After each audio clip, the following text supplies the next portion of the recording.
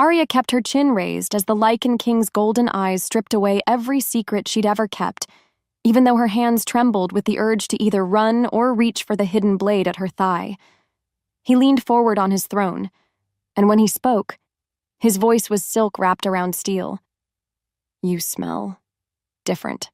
Chapter 1: The Burden of Blood. The scent hit Dravain like a lightning strike. Honey and wildfire and something utterly impossible that made his wolf surge against his iron control. Across the throne room stood a woman who should have reeked of fear and submission, but instead carried herself like she was daring him to try and break her. Meanwhile, 3 days earlier, Arya's fingers trembled as she ground the wolfsbane petals. Each purple fragment released bitter oils that stung her nose, a cruel reminder of what she could never become. The mortar felt heavy in her hands, too heavy for such simple work. "Still playing with your weeds?" The voice cut through the peaceful silence of her apothecary hut like a blade through silk. She didn't look up, couldn't. Because if she met Garrett's eyes right now, he'd see the fury burning there. The same fury that had been building for 23 years of his casual cruelty. "These weeds," she said, her voice steady as stone, "saved your mother's life last winter." Garrett stepped closer. His boots scraped against the wooden floor, a sound that always made her skin crawl. "My mother wouldn't have needed saving if you hadn't cursed our bloodline." There it was, the accusation that followed her everywhere. Arya's grandmother had been the last true healer in their pack, the woman who could speak to the old magic, the woman who'd died protecting a secret that had somehow passed to Arya, making her the weakest wolf who'd ever lived. "I didn't choose this," she whispered. "No, but you'll pay for it all the same." Garrett's smile was all teeth and malice. "Uncle's calling a pack meeting tonight. Something about the Lycan King's patience." Ice filled Arya's veins. She'd heard whispers, rumors of an ancient debt, a blood price that had been hanging over their pack for generations, like a sword waiting to fall. "What does that have to do with me?" "Everything." Garrett leaned against her work table, deliberately knocking over a jar of dried herbs. The contents scattered across the floor like broken promises. "See, Uncle's been thinking. About tribute. About what might satisfy a king who's known for his appetites." The mortar slipped from Arya's hands. It crashed to the floor, sending wolfsbane everywhere. Purple petals mixed with brown earth, beautiful and deadly. "You wouldn't dare." "Wouldn't I?" Garrett's eyes gleamed. "A cursed omega, a shameful reminder of our past failures, seems like the perfect offering to me." Arya's heart hammered against her ribs. Each beat echoed in her ears like drums of war. She thought of her hidden knives, the ones her grandmother had taught her to use in secret, the ones that could slide between ribs as easily as they could slice herbs. But killing Garrett wouldn't solve anything. It would only prove what they all believed, that she was dangerous, uncontrollable. Instead, she lifted her chin, met his gaze with steel in her own. "If Uncle wants to offer me as tribute," she said, voice cutting through the tension like her hidden blades, "he'll have to catch me first." Garrett's smile faltered, just for a moment, but long enough for Arya to see the flicker of uncertainty in his eyes. Good. Let him wonder. Let them all wonder what the cursed Omega might be capable of when cornered. Because tonight, at that pack meeting, Arya suspected she was about to find out exactly how much fight she had left in her. The sun was setting, shadows grew longer, and somewhere in the distance she could swear she heard the howl of something ancient and hungry stirring to life. Chapter 2: The Price of Shame. The pack meeting felt like a trial. Arya stood at the very edge of the gathering, pressed against the cold stone wall of the ceremonial hall. Every face turned toward the center where her Uncle Marcus commanded attention, like the alpha he'd never truly been. His voice boomed through the space. The debt must be paid. Whispers rippled through the crowd. Fear thick as smoke in the air. Arya watched mothers pull their children closer, saw fathers exchange worried glances, but no one looked at her, not yet. For 3 generations, Marcus continued, his scarred hands gripping the podium, our pack has owed King Dravain's bloodline, a debt sealed in blood, a debt that grows heavier each day we delay. Arya's breath came shallow. She knew this story. Her grandmother had whispered it to her during long winter nights. How their great-grandfather had broken ancient laws. How he'd stolen from the Lycan king's treasury to save their dying packlands. How that theft had bound their bloodline to servitude. The king grows impatient, Marcus said. His eyes swept the crowd like a predator searching for prey. His envoys have made it clear, we pay now or we all pay later. What does he want? Someone called out. Marcus smiled. The expression looked wrong on his weathered face, too sharp, too cold.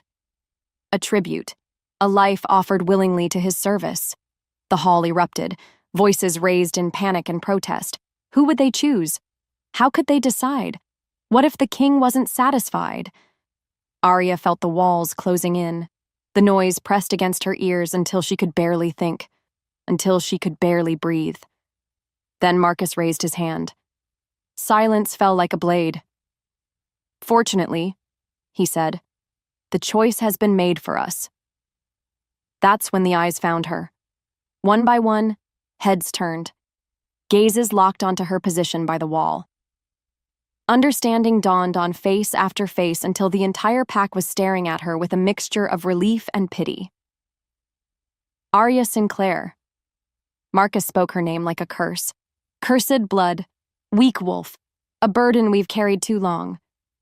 Her legs wanted to buckle. Her heart wanted to stop. But Arya forced herself to stand straight, to meet her uncle's gaze without flinching. She cannot shift properly, Marcus continued. Cannot produce strong offspring, cannot contribute to our pack's strength, but perhaps she can serve one final purpose. You bastard! The words slipped out before she could stop them. Marcus's eyes flashed. Careful, niece, you forget your place. My place?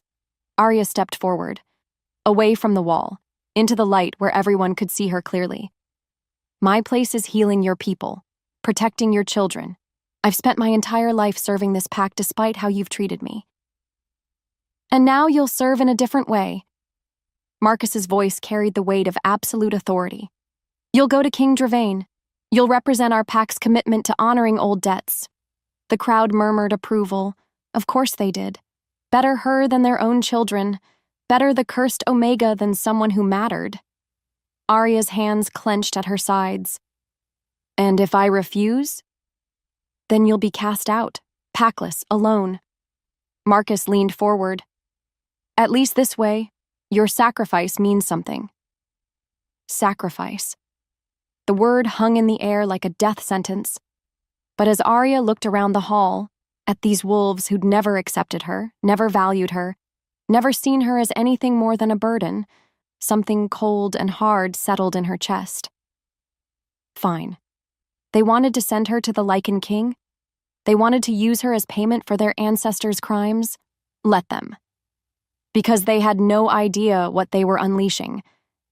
They thought they were sending a weak, broken thing to appease a monster. They were wrong. Arya lifted her chin, met her uncle's eyes with a smile that held no warmth. I accept. Chapter 3. Into the wolf's den. The iron shackles felt heavier than they should. Arya tested them carefully as the transport carriage rolled through the mountain passes toward the Lycan king's territory. Heavy, yes, but not impossible to slip if she dislocated her thumb. Her grandmother's voice echoed in her memory. Small hands are a gift, little wolf. They can reach places others cannot. They can escape what others cannot. The 2 guards sitting across from her looked bored. Elite Lycan soldiers, their uniforms crisp and weapons well-maintained. They'd barely spoken since collecting her at the pack borders 3 hours ago. How much farther? She asked. The older guard, gray at his temples, scar across his jaw, glanced up from sharpening his knife. Few more hours, You in a hurry to meet your fate? Just curious about my new home. He laughed, a sound like grinding stone. Home? Girl, your tribute. You're not going to a home, you're going to a king who collects debts in blood. Arya let her expression remain calm, unthreatened. Inside, her pulse quickened, not from fear, but from anticipation. Finally, she'd be somewhere her uncle's influence couldn't reach, somewhere she might find answers about her grandmother's secrets. The carriage hit a rough patch of road. Arya's bag shifted, and she heard the soft clink of glass vials hidden in its false bottom, herbs that could heal, poisons that could kill, tools her grandmother had taught her to prepare in secret. What's in the bag? The younger guard asked. Healing supplies, personal belongings. She shrugged. I'm an apothecary, old habits. King might have use for that, the scarred guard said. His court sees plenty of injuries. The way he said it made ice form in Arya's stomach, but she kept her voice steady. I live to serve. As they climbed higher into the mountains, the landscape changed. Trees grew taller, darker. The air itself felt different, charged with power that made her skin prickle. This was old magic, ancient territory where the strongest alphas had ruled for centuries. Through the carriage window, she caught her first glimpse of the Lycan King's stronghold. Castle Shadow Peak rose from the mountainside like it had grown there.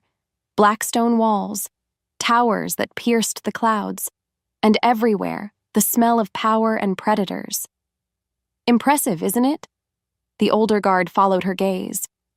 King Dravain's ancestors built it to last, to intimidate, to remind everyone who rules these lands. And King Dravain himself? Arya asked. What's he like? Both guards exchanged glances. The younger one shifted uncomfortably.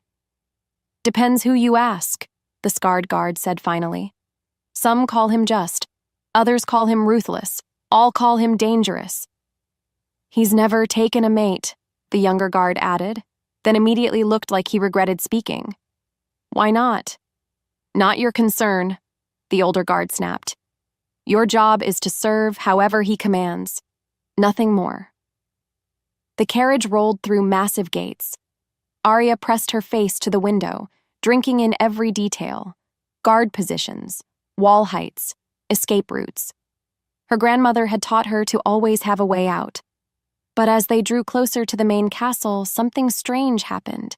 The air grew thicker, heavier, like the moment before a storm breaks, and underneath the sense of stone and steel and hundreds of wolves, Arya caught something else. Something that made her breath catch in her throat. A scent like winter nights and dangerous promises. Like power barely contained. Like, "We're here," the scarred guard announced. The carriage stopped. Through the window, Arya saw a courtyard filled with more soldiers than she'd ever seen in one place. All of them watched the carriage with interest. All of them wondering what tribute had been brought to their king. The door opened. Cool mountain air rushed in, carrying that strange scent stronger than before. The guard gestured for her to step out.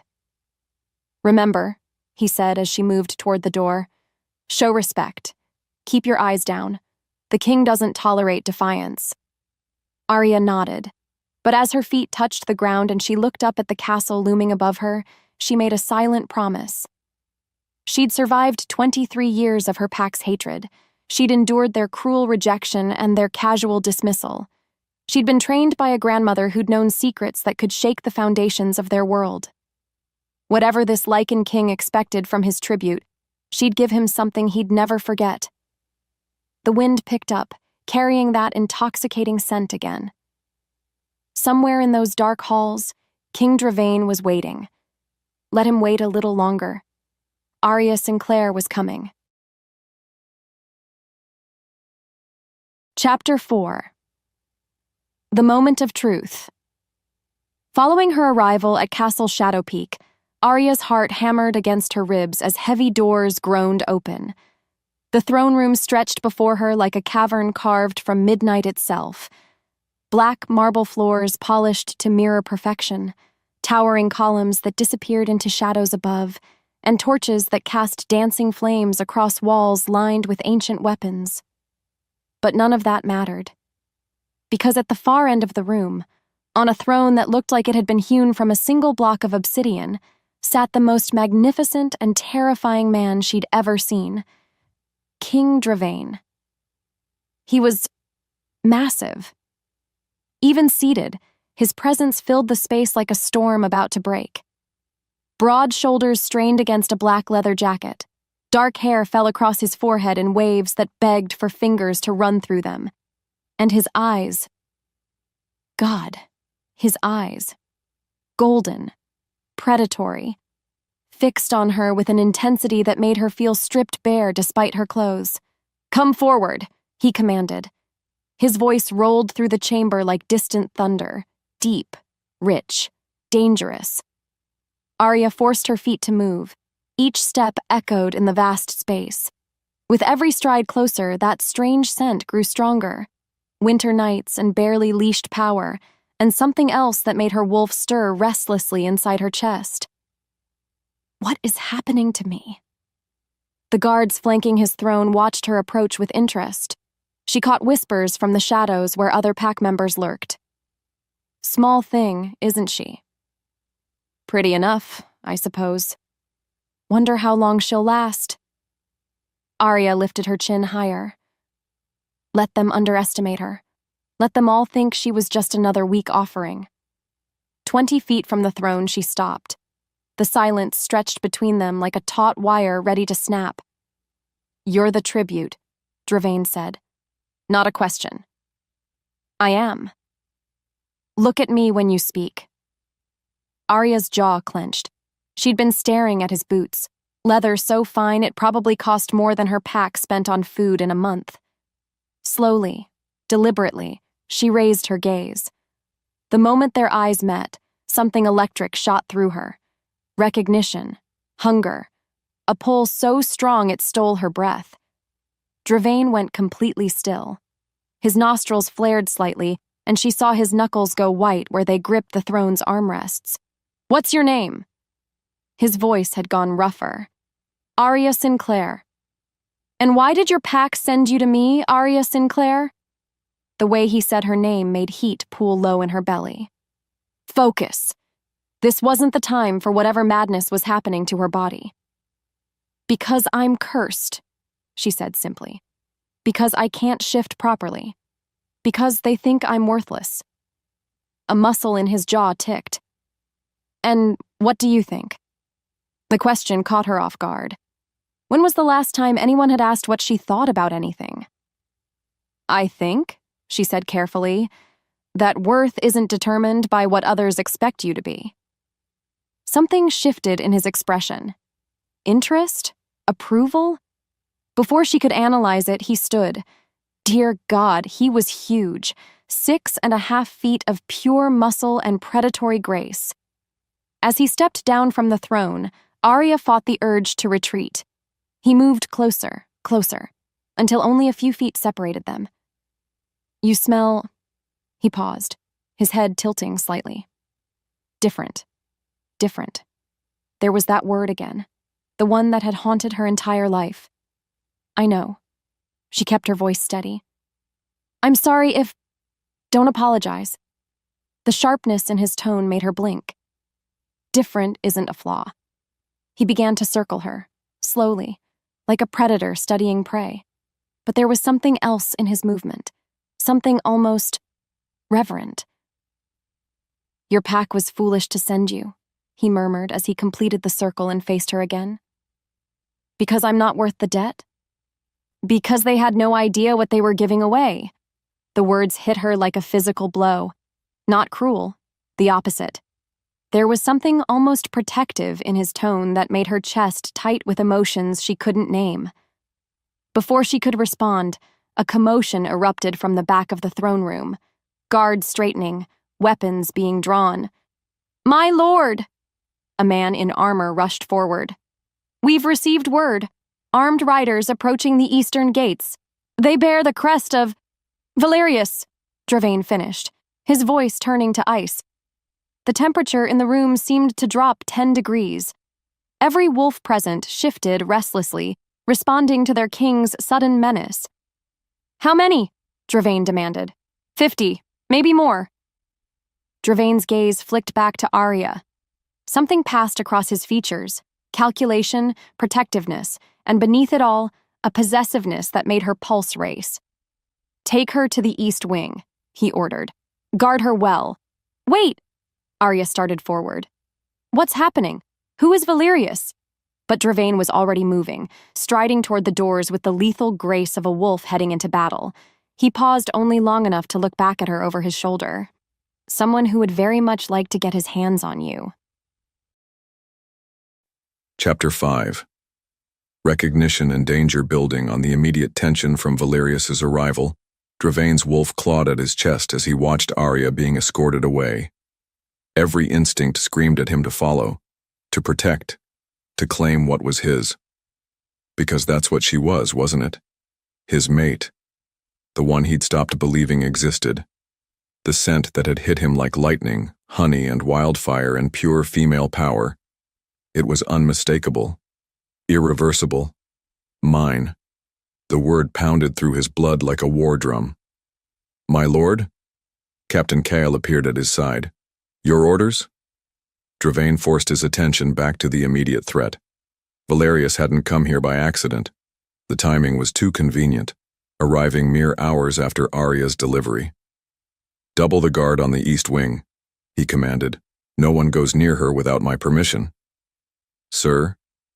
Is she really just tribute?" Dravain's golden eyes fixed on his captain with enough menace to make a lesser wolf submit. "She's under my protection. That's all you need to know."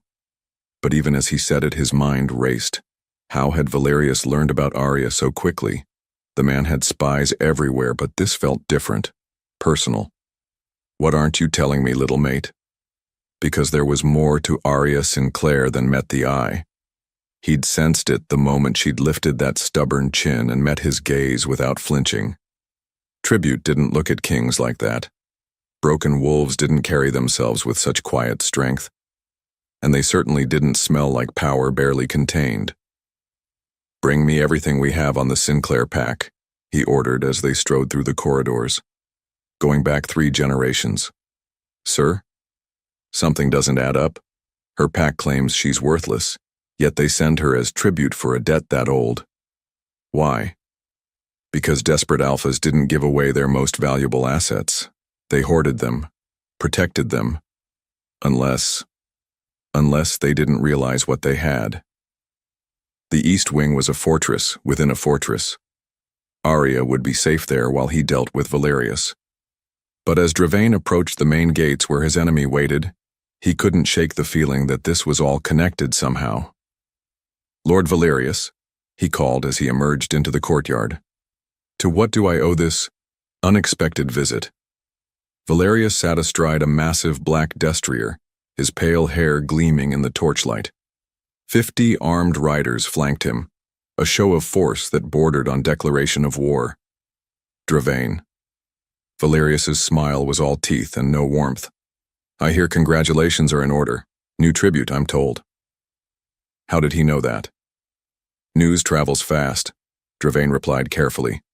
"Indeed, especially when it concerns such interesting bloodlines." There it was. The confirmation that this wasn't random. Somehow, Valerius knew exactly who Arya was. The question was why he cared. "State your business, Valerius. It's late, and I have little patience for games." "No games." Valerius leaned forward in his saddle. "I've come to make an offer. For the girl." Every muscle in Dravain's body went rigid. His wolf surged forward, barely contained beneath his skin. The scent of his sudden rage filled the courtyard. Pine and winter storms and barely leashed violence. "She's not for sale." "Everything is for sale, old friend. The question is price." Valerius's pale eyes glittered. "I'll give you twice what her pack owed in debt. Triple even." "Why?" Dravain stepped forward and 50 weapons shifted in response. "What's so special about one cursed Omega that you'd ride through the night to claim her?" Who says she's cursed? Valerius's smile widened. Perhaps her pack simply didn't understand what they possessed. The words hit like ice water, because they echoed Dravain's own thoughts too closely for comfort. You know something, he said. I know many things. I know her grandmother was Sarah Sinclair, the last true healer in the Northern Territories. I know bloodlines like that don't simply die out. Valerius paused, letting the implications sink in. And I know that girl upstairs is worth far more than any debt. Dravain's mind raced. A healer's bloodline. That would explain the unusual scent, the sense of power he'd detected, but it also made Arya infinitely more valuable and infinitely more dangerous. My answer remains no. Even if keeping her means war between our packs? The threat hung in the air like smoke from a funeral pyre. Around the courtyard, Dravain's wolves shifted restlessly, hands drifting to weapons. Are you threatening me, Valerius? I'm stating facts. That girl belongs with me. One way or another, I'll have her. Dravain's control snapped. One moment he was standing 10 feet away. The next, his hand was wrapped around Valerius's throat as the other man's horse reared in panic. Touch her, he growled, his wolf bleeding through his voice, and I'll tear your throat out. 50 weapons cleared their sheaths.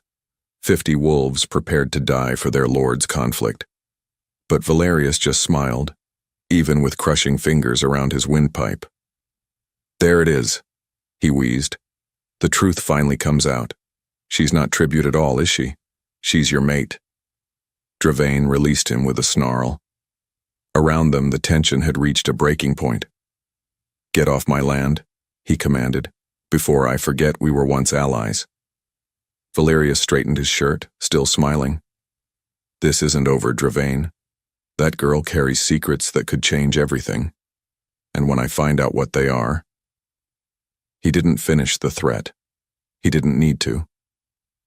As the riders disappeared into the night, Dravain stood in his courtyard and realized everything had just changed.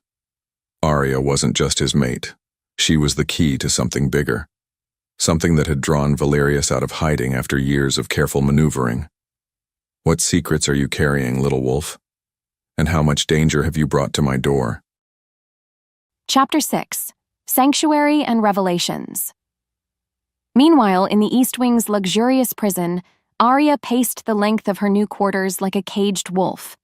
The rooms were magnificent, silk hangings in deep burgundy, a 4-poster bed that could sleep 6, windows that overlooked gardens she couldn't reach. Beautiful, comfortable, and utterly confining. The sound of raised voices drifted up from the courtyard below. She pressed herself against the tall windows, straining to see what was happening. Torchlight revealed mounted figures in the main yard, weapons glinting in the darkness. Who is Valerius? And why does his name make everyone look like they've seen death itself? You shouldn't be at the window. Arya spun around. A man stood in her doorway. Tall, lean, with sandy hair and kind eyes that held too much knowledge for someone who looked barely 30. Who are you? Captain Kale. Well, I suppose I'm your guard. He stepped into the room, keeping his distance. The king wants you away from the windows until our visitors leave. Visitors who came in the middle of the night with 50 armed riders? Kale's mouth quirked up at one corner. You're observant. I'm not stupid. Arya moved away from the window but kept her eyes on him. This Valerius, he's dangerous. Very. Kyle settled into a chair near the door, close enough to protect her, but far enough to avoid seeming threatening. He's what you might call, an ambitious rival. Rival for what? Power, territory, resources. Kyle paused, studying her face. Perhaps other things as well. There was something in his tone that made her skin prickle with unease. Such as? Before Kale could answer, footsteps echoed in the corridor. Heavy, familiar. Arya's pulse quickened as King Dravain appeared in the doorway. He looked different, wilder. His dark hair was disheveled, his golden eyes held a predatory gleam, and the scent of barely controlled violence clung to him like cologne. "Leave us," he commanded Kale. "Sir, protocol dictates. Leave us." The captain wisely chose not to argue. With a slight bow, he melted back into the corridor, closing the door behind him. Suddenly, the spacious room felt impossibly small. Dravain's presence filled every corner, made the air itself feel thick and charged. "Are you hurt?" His eyes swept over her, checking for injuries she didn't have. "No, I'm fine." She wrapped her arms around herself, trying to ignore the way his concern made warmth bloom in her chest. "What happened down there?" "Someone who wants something that belongs to me." The possessive edge in his voice made her pulse skip. "I don't belong to anyone." "Don't you?" He stepped closer, and that intoxicating scent, winter nights and barely leashed power, wrapped around her like silk. "Then why does my wolf recognize you? Why does everything in me scream mine when I look at you?" Arya's breath caught. "I don't know what you mean." "Yes, you do." Another step closer. "You felt it too, didn't you? The moment our eyes met in the throne room. Recognition, hunger. Something you've never experienced before." "Yes." The word echoed in her mind, but she couldn't bring herself to say it aloud, because admitting it would change everything, make this real in a way that terrified her. "Your pack lied to you," Dravain continued, his voice gentling. "You're not cursed, Arya. You're extraordinary." "How can you say that? You don't even know me." "I know enough." He reached up, and she thought he might touch her face. Instead, his hand fell back to his side. "I know you're stronger than they gave you credit for. I know there's power in your bloodline that they either couldn't recognize or chose to ignore, and I know that Valerius wants you badly enough to risk war to get you." The words hit her like physical blows. "That's impossible. I'm nothing special. I can barely shift. I have no pack status. Your grandmother was Sarah Sinclair." Arya's world tilted. "How do you know that?" "Because Sarah Sinclair was legendary. The last true healer in the Northern Territories. Her bloodline was said to carry gifts that hadn't been seen in centuries." His golden eyes burned into hers. "Gifts that might have skipped a generation. Until now." "No." Arya shook her head, backing away from him. "No, that's not possible. If I had any special gifts, don't you think they would have shown up by now?" "Maybe they did. Maybe your pack was too blind to see them." Memories flooded back. Her grandmother's secretive teachings, the way plants seemed to respond to her touch, how injured animals always seemed to find their way to her door, how she'd always known things she shouldn't know. "This is insane," she whispered. "Is it?" Dravain moved closer again, and this time she didn't retreat. "Tell me, Arya, have you ever had dreams that came true? Ever known things about people you'd never met? Ever felt like you could sense things others couldn't?" "Yes." "God, yes, all of it." But before she could answer, a new scent drifted through the room, something sharp and medicinal that made her nose wrinkle. "What is that?" Dravain's expression darkened. "Wolfsbane. Someone's burning wolfsbane in the gardens." "That's impossible. Wolfsbane doesn't burn cleanly. It would just smolder and—" She stopped, realizing what she'd just revealed. "How do you know that?" His voice was deadly quiet. Arya's mouth went dry, because the truth was she did know, just like she knew which herbs could heal and which could kill, just like she knew how to move silently through forests and how to read the intentions in people's eyes, just like she'd always known she was different, even if her pack had convinced her it was a curse. "My grandmother taught me," she said finally. "What else did she teach you?" Before Arya could answer, the scent of wolfsbane grew stronger, more concentrated, and underneath it, something else that made her blood turn to ice. "We need to leave," she said suddenly. "Now." "What?" "That's not just wolfsbane burning. It's mixed with something else, something that weakens wolves." Her eyes met his, wide with dawning terror. "It's a trap." The moment the words left her lips, the lights went out, and in the sudden darkness, something howled in the distance. A sound of pure rage and promised violence. Valerius hadn't left. He'd simply changed tactics, and now they were all in deadly danger. Chapter 7. First Encounters. Continuing from the chaos of Valerius's trap, Arya's world spun into darkness as the wolfsbane smoke thickened around them. The acrid scent burned her throat, making it hard to breathe, hard to think. But something strange was happening. While Dravain staggered beside her, his powerful frame weakening from the toxic fumes, Arya felt nothing. The wolfsbane that should have dropped her to her knees like any other wolf simply passed through her lungs without effect. "How is that possible?" she whispered. "Move!" Dravain's voice came out rough, strained. He grabbed her hand, his fingers burning hot against her skin.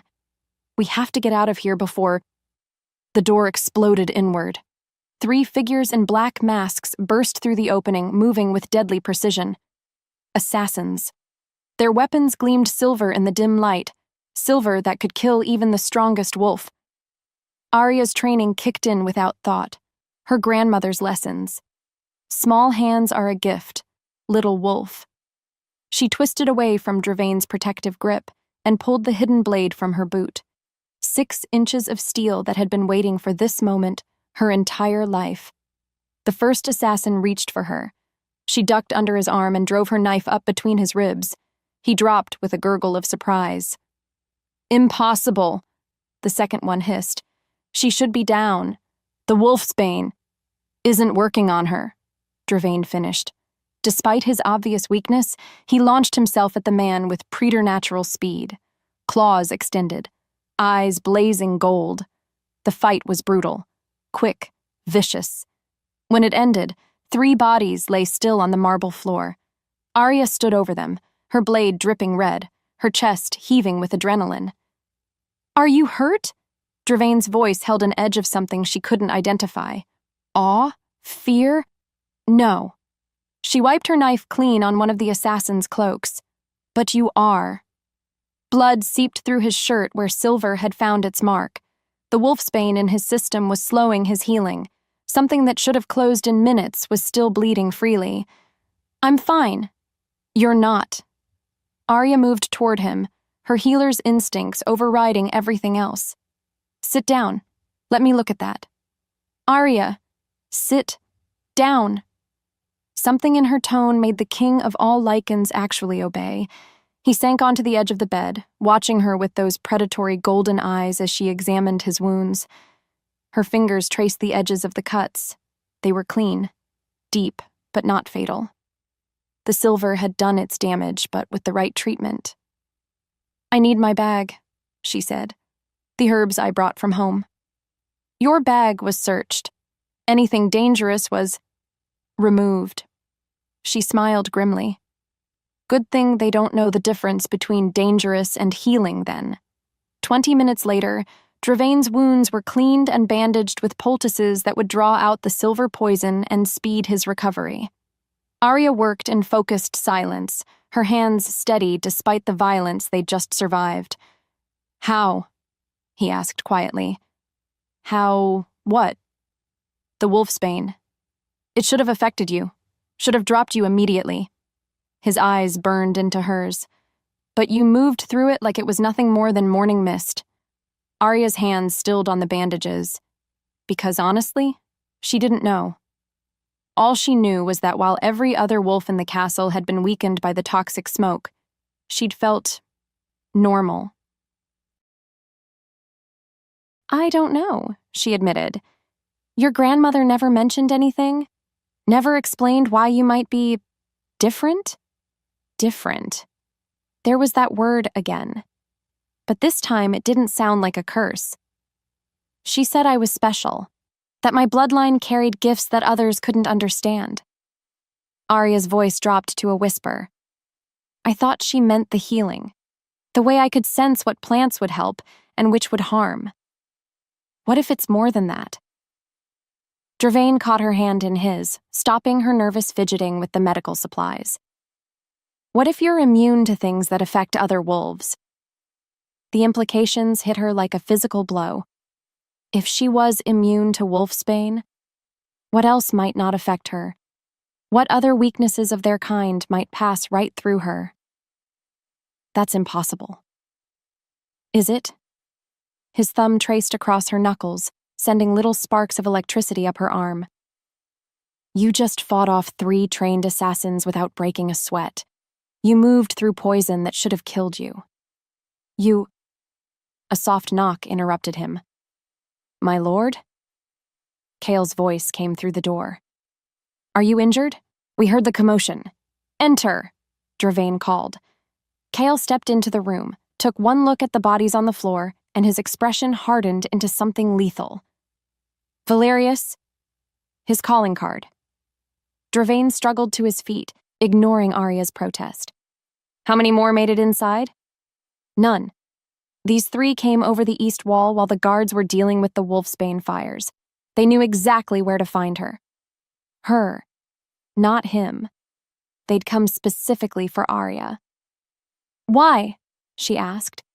Why am I so important to him? Kale and Dravain exchanged a look loaded with meaning she couldn't decipher. Because, Dravain said finally, if our suspicions are correct, you're not just immune to wolfsbane. You might be immune to all the old magics, the spells and curses that have bound our kind for centuries. Which would make you, Kale added grimly, the most dangerous weapon, or the most valuable prize, in the supernatural world. Arya sank into the nearest chair as the full weight of their words hit her. She wasn't just a cursed Omega, after all. She wasn't even just a healer. She was something else entirely. Something that powerful alphas would kill to possess, or kill to prevent others from having. And she was trapped in a castle with a man who could either protect her or destroy her, depending on which choice served his interests best. Chapter 8. The Protector's Dilemma. In the aftermath of the failed assassination, Dravain watched Arya process the truth about her nature, and every protective instinct he possessed roared to life. She sat in that chair looking small and overwhelmed, but he'd seen her fight. Seen her move with deadly grace through poison that should have killed her. Mine. The word pounded through his blood like a war drum. But claiming her, truly claiming her, would paint a target on her back that would never fade. Every alpha with ambition would come for her. Every rival would see her as the key to ultimate power. We need to move her to the inner keep, Kale said quietly. If Valerius knows what she is, he'll be back. Dravain finished the thought. With more men, more poison, more creative ways to get to her. I'm sitting right here, Arya said tartly. Stop talking about me like I'm not in the room.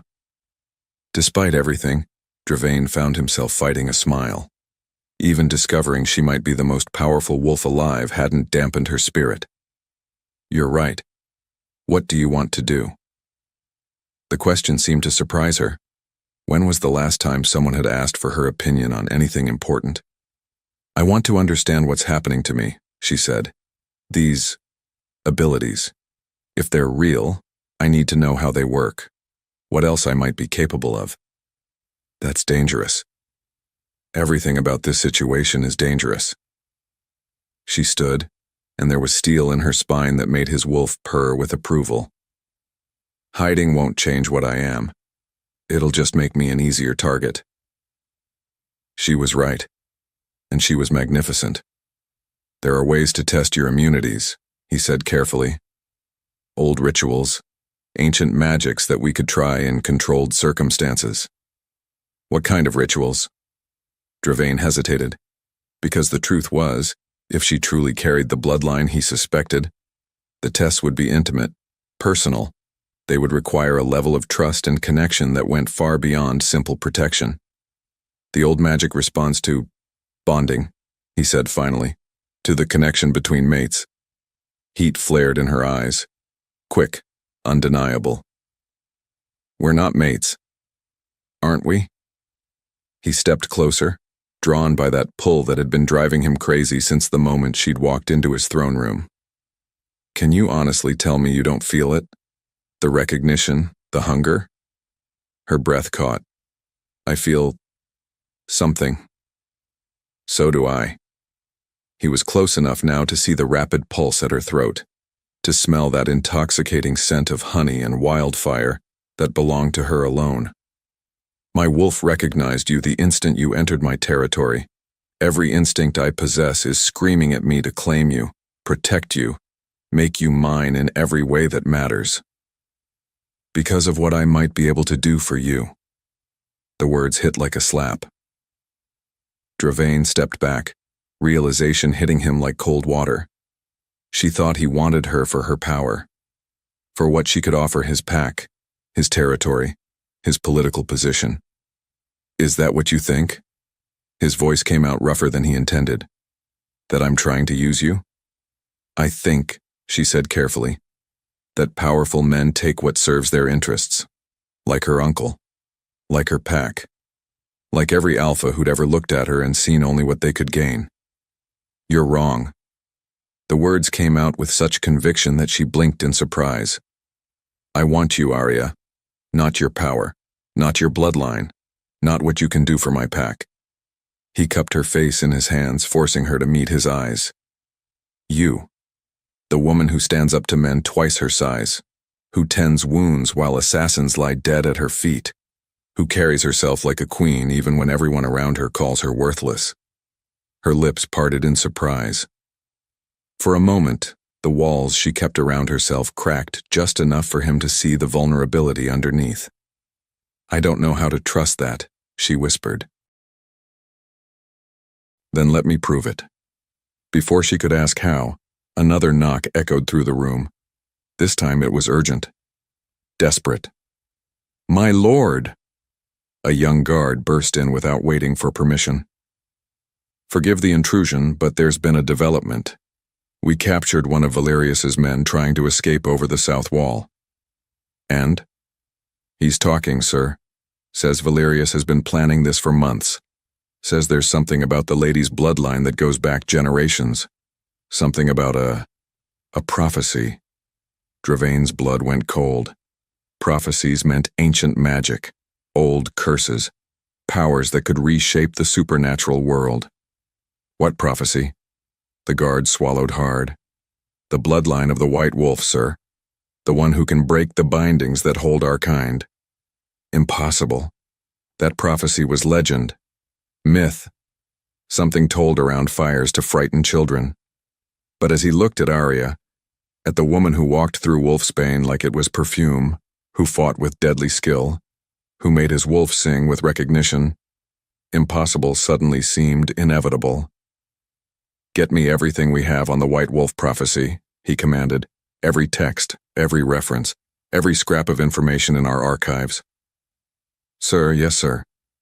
As the guard rushed away, Dravain turned back to find Arya watching him with an expression he couldn't read. The White Wolf, she said quietly. My grandmother used to tell me stories about her when I was little. What kind of stories?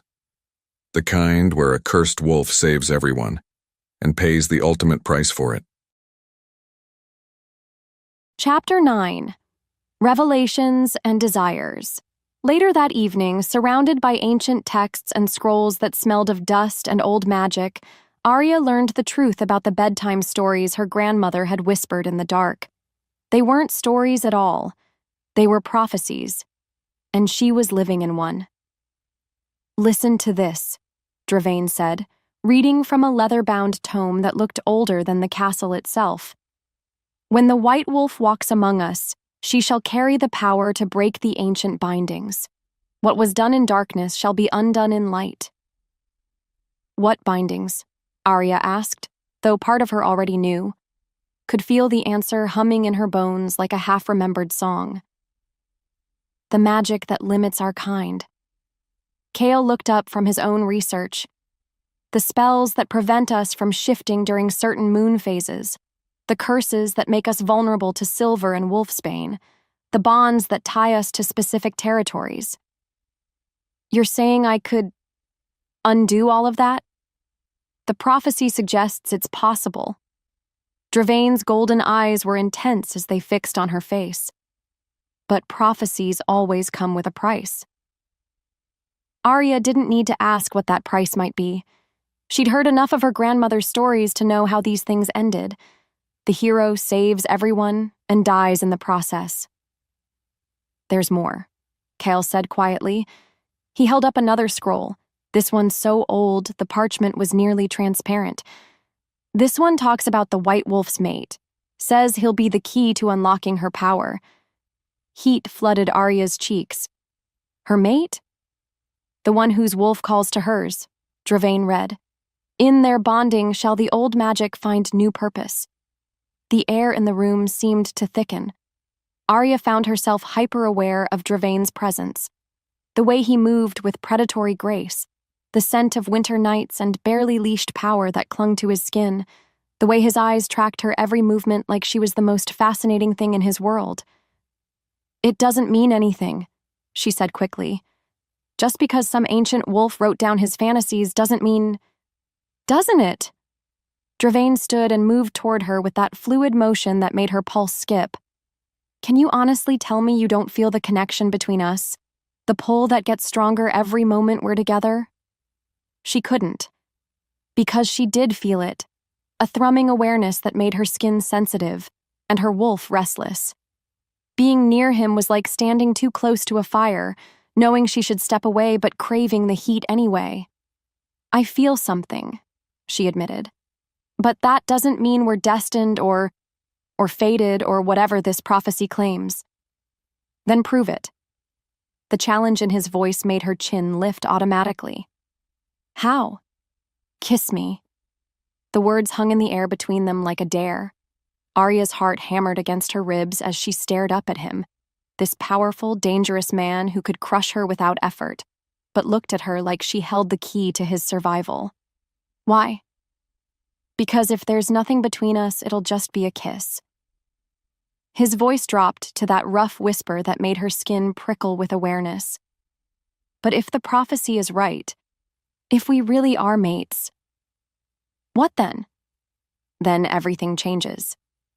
She should say no, should keep the walls firmly in place between them, should remember that powerful men always wanted something, and what they wanted from her might destroy her. But as she looked into those golden eyes, eyes that held heat and hunger and something that looked dangerously like reverence, she couldn't bring herself to care about should. One kiss, she said. One kiss. He stepped closer, close enough that she had to tilt her head back to meet his gaze, close enough that she could feel the heat radiating from his skin, close enough that when he lifted his hand to cup her cheek, she could smell the wild, intoxicating scent that belonged to him alone. Last chance to run, he murmured.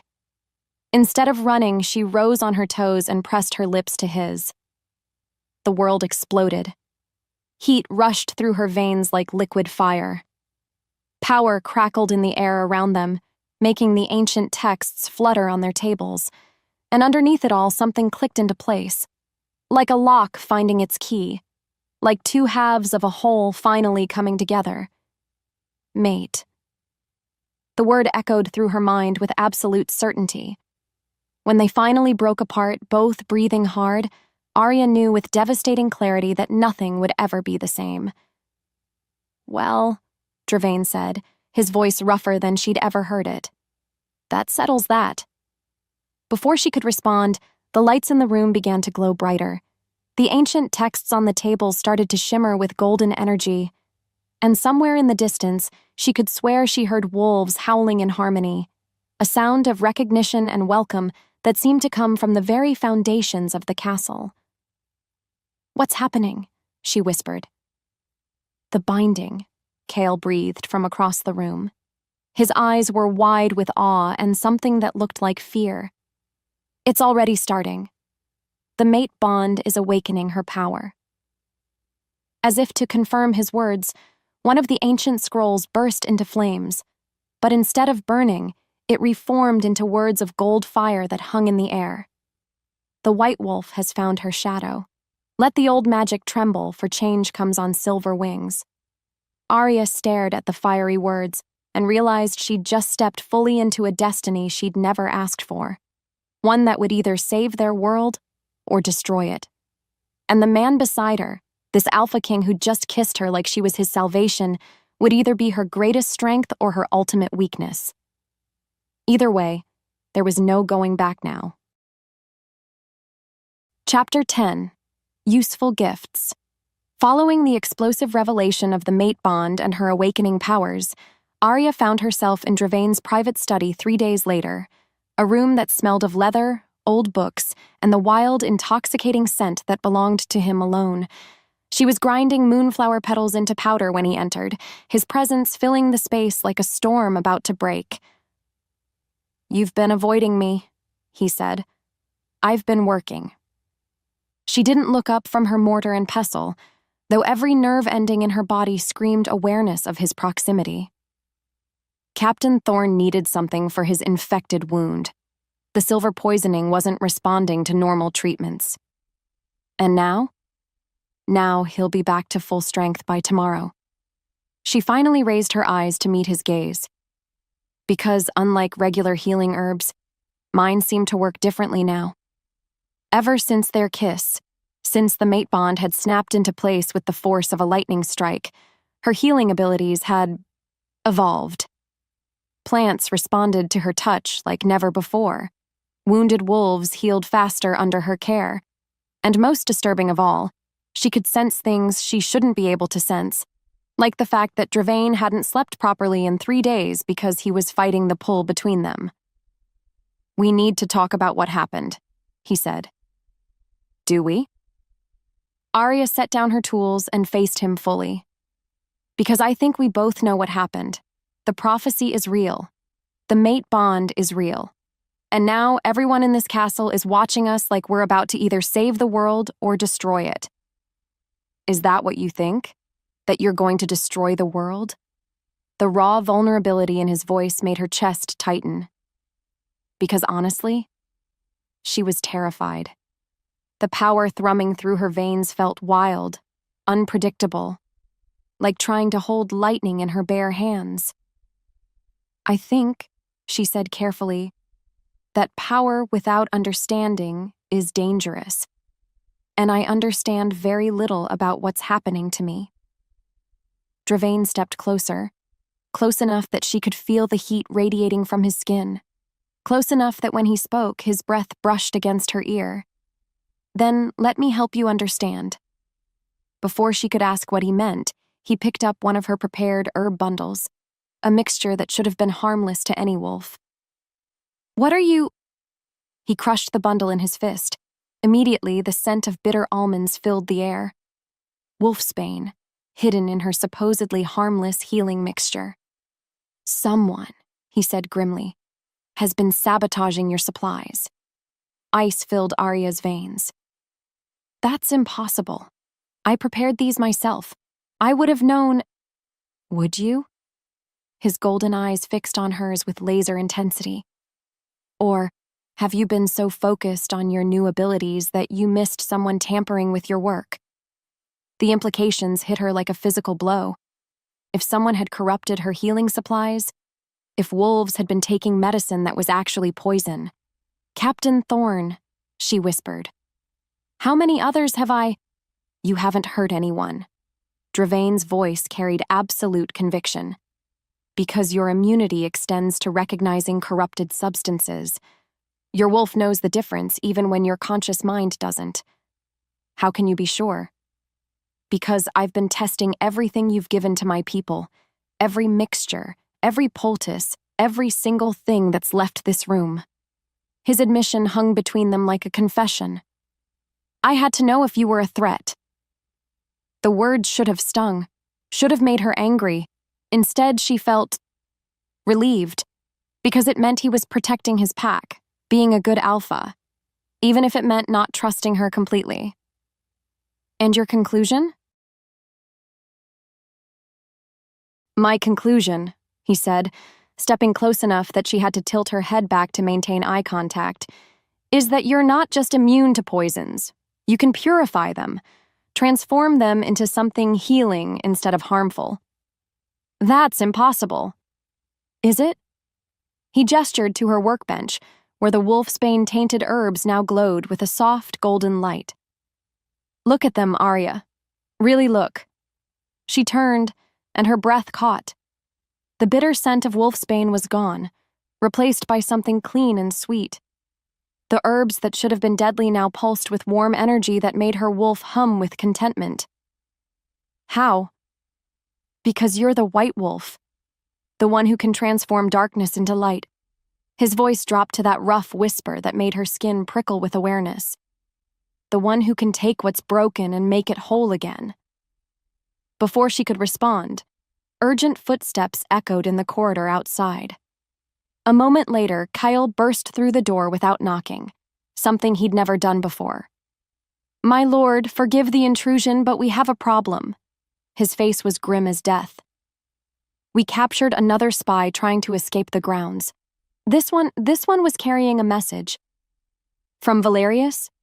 No, sir, from Lady Arya's uncle, Marcus Sinclair. The name hit Arya like a physical blow. What? Kale's eyes filled with something that looked like pity. I'm sorry, my lady, but it appears your pack has been working with Lord Valerius from the beginning. The message confirms it.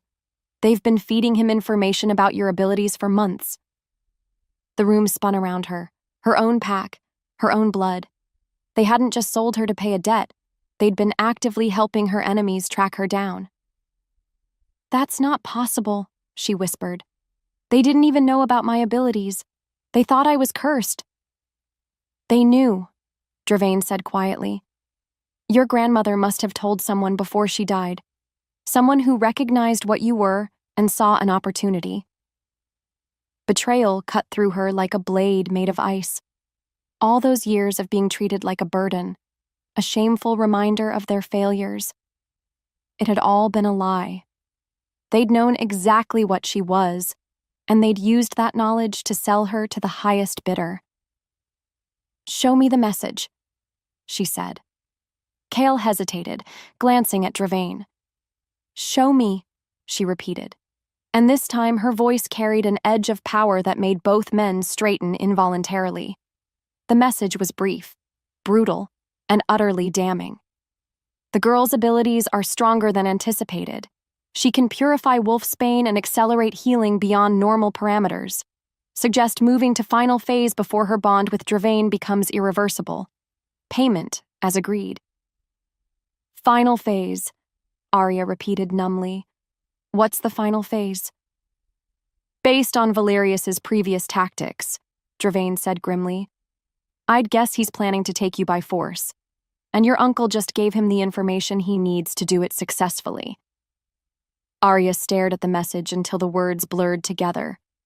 Her pack, her family, the wolves who'd raised her and claimed to protect her. They'd been planning her capture all along. I need air, she said suddenly. I can't breathe in here. She pushed past both men and stumbled toward the door, desperate to escape the suffocating weight of betrayal. But as she reached the threshold, Dravain's voice stopped her cold. Arya, whatever you're thinking of doing, don't do it alone. She looked back at him, this powerful, dangerous man who'd shown her more protection and care in a week than her own pack had in 23 years. Why? She asked. Why do you care what happens to me? Because, he said simply, you're mine, and I protect what's mine. Chapter 11. The Midpoint Shift. 2 hours after the devastating revelation about her pack's betrayal, Dravain found Arya on the castle's highest balcony, a stone platform that overlooked the mountain valleys below. She stood at the edge, her dark hair whipping in the wind, looking like she might take flight at any moment. His wolf clawed at his chest. Protect, comfort, claim. Dangerous place to think, he said as he approached. Seems appropriate. Her voice was steady, but he could smell the salt of unshed tears. My whole life has been built on lies. Why not stand somewhere that reflects that?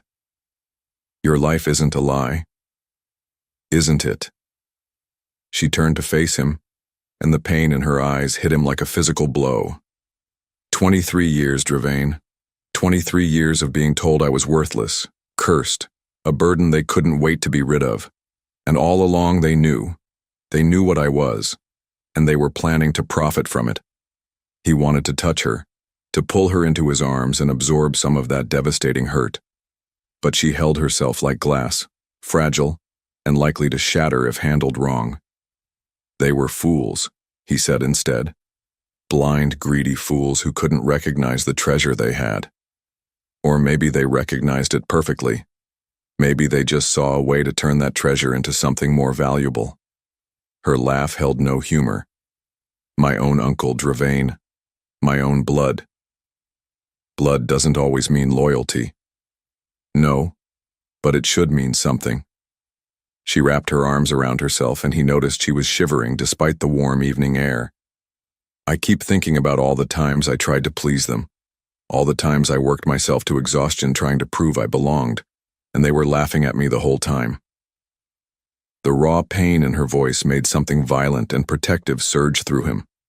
If Marcus Sinclair were standing here right now, Dravain would tear his throat out without hesitation. Their loss, he said firmly. Their blindness. Their failure. Not yours. How can you be so sure? Because I've seen what you can do. I've watched you heal my people, fight off assassins, walk through poison that should have killed you. He stepped closer, drawn by that pull that had been driving him crazy since the moment she'd entered his territory. I've felt the power in you when you kiss me, the way the very air around us changes when we're together. Heat flared in her eyes, quick, undeniable. That doesn't mean... An explosion shattered the evening quiet. The castle shook beneath their feet as fire bloomed from the east wing, exactly where Arya's original quarters had been. Alarms began wailing throughout the stronghold as guards rushed to respond. What the hell? Dravain started. Another explosion, this one closer. The scent of smoke and something else, something chemical and wrong, filled the air. It's starting, Arya said, her voice going deadly calm. Whatever they planned, it's happening now. Before Dravain could respond, shapes dropped from the sky. Winged creatures that shouldn't exist, carrying riders in black leather and steel, an aerial assault that bypassed every ground-based defense they'd prepared. Impossible, he breathed. Flying mounts haven't been seen in centuries, Arya finished. Which means Valerius has been planning this a lot longer than we thought. The lead rider swooped low over the balcony, close enough for Dravain to see his face. Valerius himself, mounted on something that looked like a cross between a dragon and a nightmare. "Hello, old friend," he called, his voice carrying despite the wind and chaos. "I believe you have something that belongs to me," Dravain snarled, his wolf surging forward. "She belongs to no one but herself." "Does she?" Valerius pulled his mount into a hovering position just out of reach. "Tell me, Arya Sinclair, did your mate mention that he's been negotiating with your uncle about your future? That there was a backup plan in place if you proved difficult?" Ice filled Dravain's veins, because there had been discussions, before he'd understood what Arya was, before the mate bond had snapped into place and changed everything. "That was before," he started. "Before what?" "Before you decided you wanted to keep the prize for yourself instead of honoring your agreements."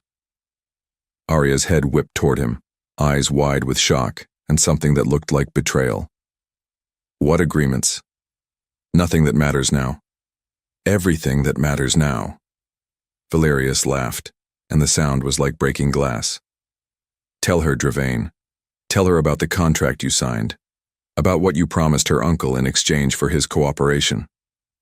Dravain's world tilted, because he had signed something, a standard treaty of alliance that had seemed meaningless at the time, before he'd known Arya was his mate, before everything had changed. You bastard, he snarled at Valerius. Perhaps, but at least I'm an honest bastard. Valerius's pale eyes fixed on Arya with predatory intensity. Your king promised to return you to your pack if you proved unsuitable as tribute. The contract is quite clear on the matter. Is that true? Arya's voice was barely a whisper. Dravain's throat closed. Because technically, yes, the contract existed, and technically, if interpreted a certain way, it could be used to justify sending her back. But that was before he'd realized what she meant to him, before the mate bond had made the thought of losing her physically painful. Arya, listen to me. Is it true? She repeated. And this time her voice carried an edge of power that made the very stones beneath their feet hum with energy. Yes, he said quietly. But... She stepped away from him. The betrayal in her eyes was worse than any physical blow he'd ever taken. But, she prompted, but everything changed the moment I met you. The moment I realized what you were to me. That contract means nothing now. Except it's legally binding, Valerius called cheerfully. And I have witnesses to its signing, including dear Uncle Marcus. More explosions rocked the castle. Smoke poured from multiple wings now, and the sounds of battle echoed from the courtyards below. Whatever Valerius had planned, it was happening fast and with devastating efficiency. Choose, Dravain, Valerius continued. Honor your agreement and return what never belonged to you, or watch your castle burn while your people die defending a lie. Arya looked between them, at Valerius hovering on his impossible mount, at Dravain standing frozen by the weight of his past decisions, at the castle burning around them while wolves screamed in the distance. No, she said quietly. No. Valerius raised an eyebrow. No. This time her voice rang with power and absolute conviction. I don't belong to my uncle. I don't belong to you. And I sure as hell don't belong to some contract signed before anyone knew what I was capable of. The air around her began to shimmer with golden energy. The same energy that had transformed the corrupted herbs in the study. The same power that could break the ancient bindings that held their kind. I belong to myself, she continued, and her voice carried across the entire castle grounds. And I choose who I stand with.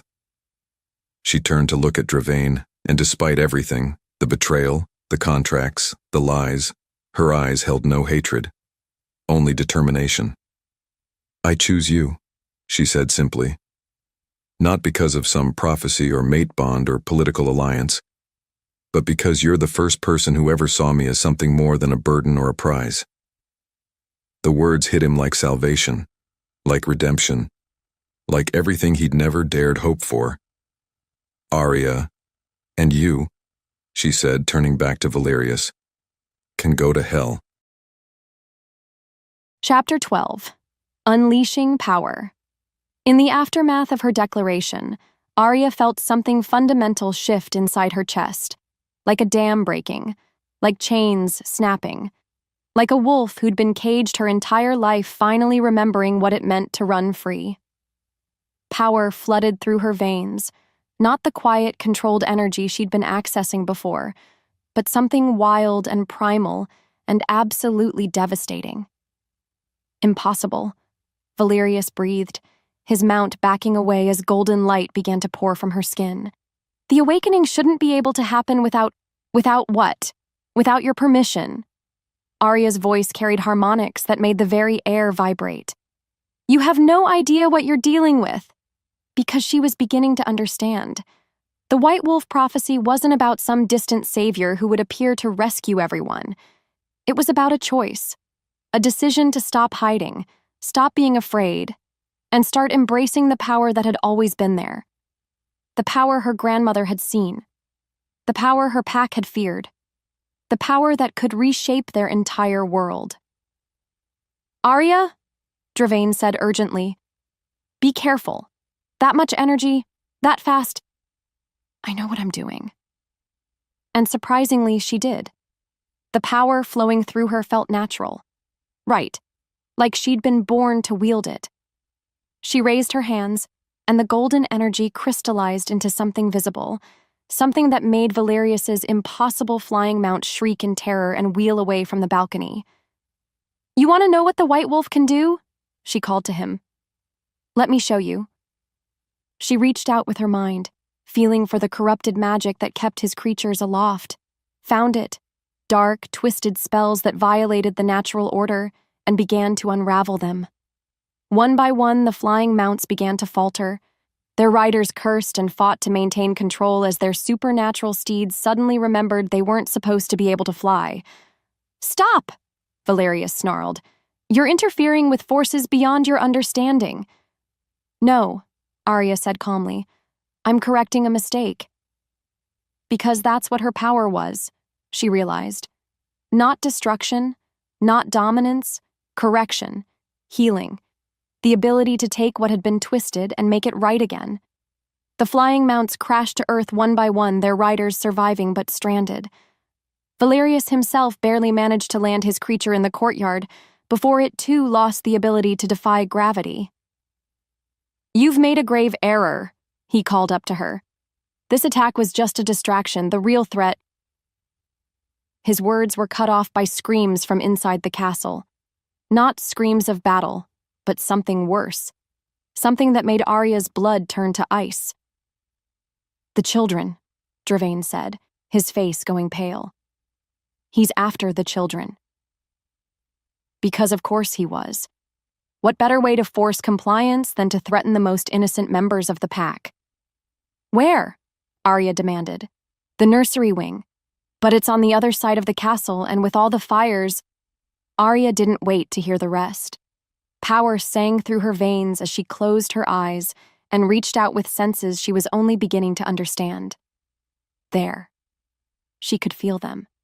15 young wolves, ages 3 to 12, huddled in a room that reeked of terror and something else.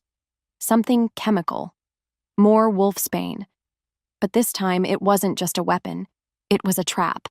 They were flooding the nursery with concentrated poison, knowing that any adult who tried to rescue the children would be weakened beyond the ability to fight. "They're using the children as bait," she said. "We have to—" Dravain started. "You have to stay here and coordinate the defense," Arya interrupted. "Because this attack on the nursery, it's meant to draw you away from the real target." "Which is?" She met his eyes, and the truth settled between them like a death sentence. "Me. All of this. The aerial assault, the fires, the children, it's all designed to separate us, to get me alone so they can take me without having to fight through your entire pack. Then we don't separate. We have to." She cupped his face in her hands, memorizing the sharp angles of his cheekbones, the gold fire in his eyes. "Because those children will die if someone doesn't help them, and I'm the only one who can walk through wolfsbane without being affected." "Arya, no, it's too dangerous." "Everything about this is dangerous." She rose on her toes and pressed her lips to his in a kiss that tasted of desperation and goodbye. "But those children don't deserve to pay for the choices adults have made." When she pulled away, his eyes were blazing with something that looked like panic. "Promise me," he said urgently. "Promise me you'll come back. I promise I'll try." It wasn't the answer he wanted, but it was the only honest one she could give, because she was about to walk into a trap designed specifically for her. And while her power might be able to save the children, there was no guarantee she'd survive whatever Valerius had planned. "I love you," she said suddenly. The words spilled out before she could stop them, raw and honest and absolutely true. Something blazed in his eyes, joy and terror and a possessiveness so fierce it took her breath away.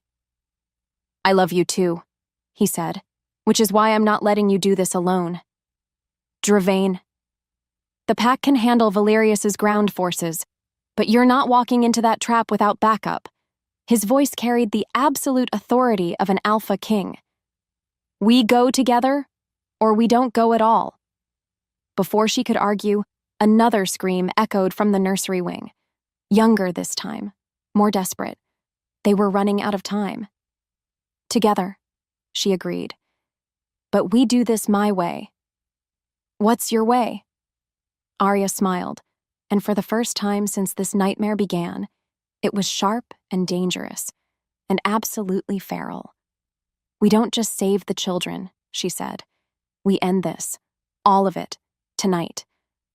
Because she was done being hunted, done being sold and traded and treated like a prize to be won. It was time for the White Wolf to show the world exactly what she was capable of when the people she loved were threatened. Chapter 13.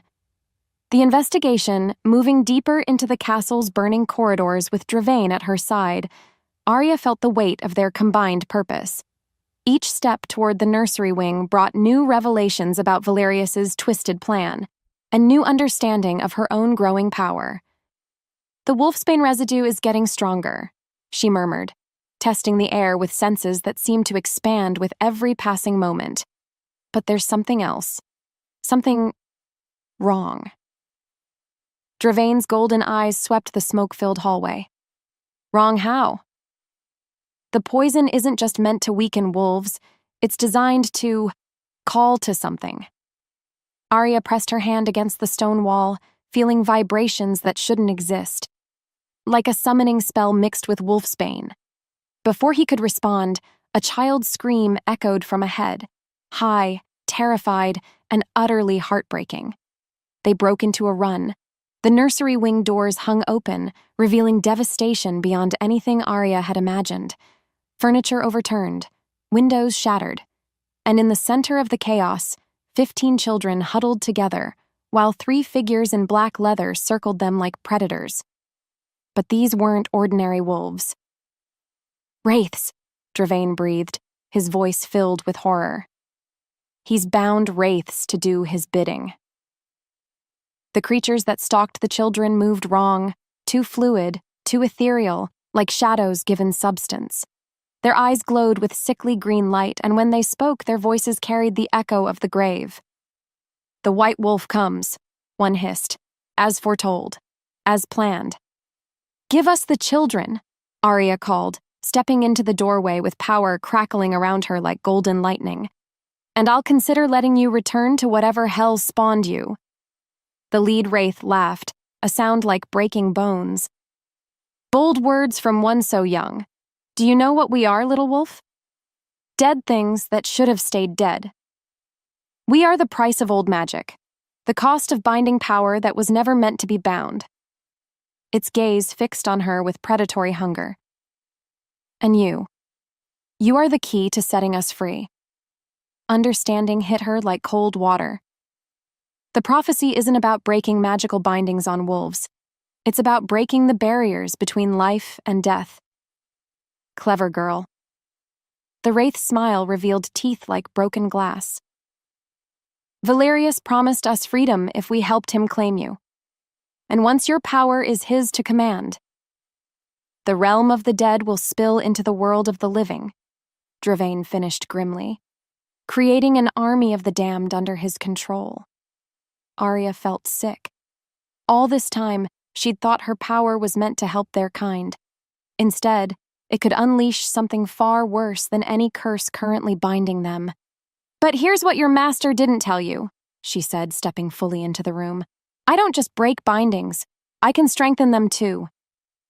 The wraiths recoiled as golden energy poured from her skin. Not the wild, uncontrolled power from before, but something focused, deliberate, surgical in its precision. Impossible, the lead creature snarled. The White Wolf prophecy speaks only of breaking. Maybe you're reading the wrong prophecy. Arya reached out with her mind, feeling for the dark magic that anchored these creatures to the living world.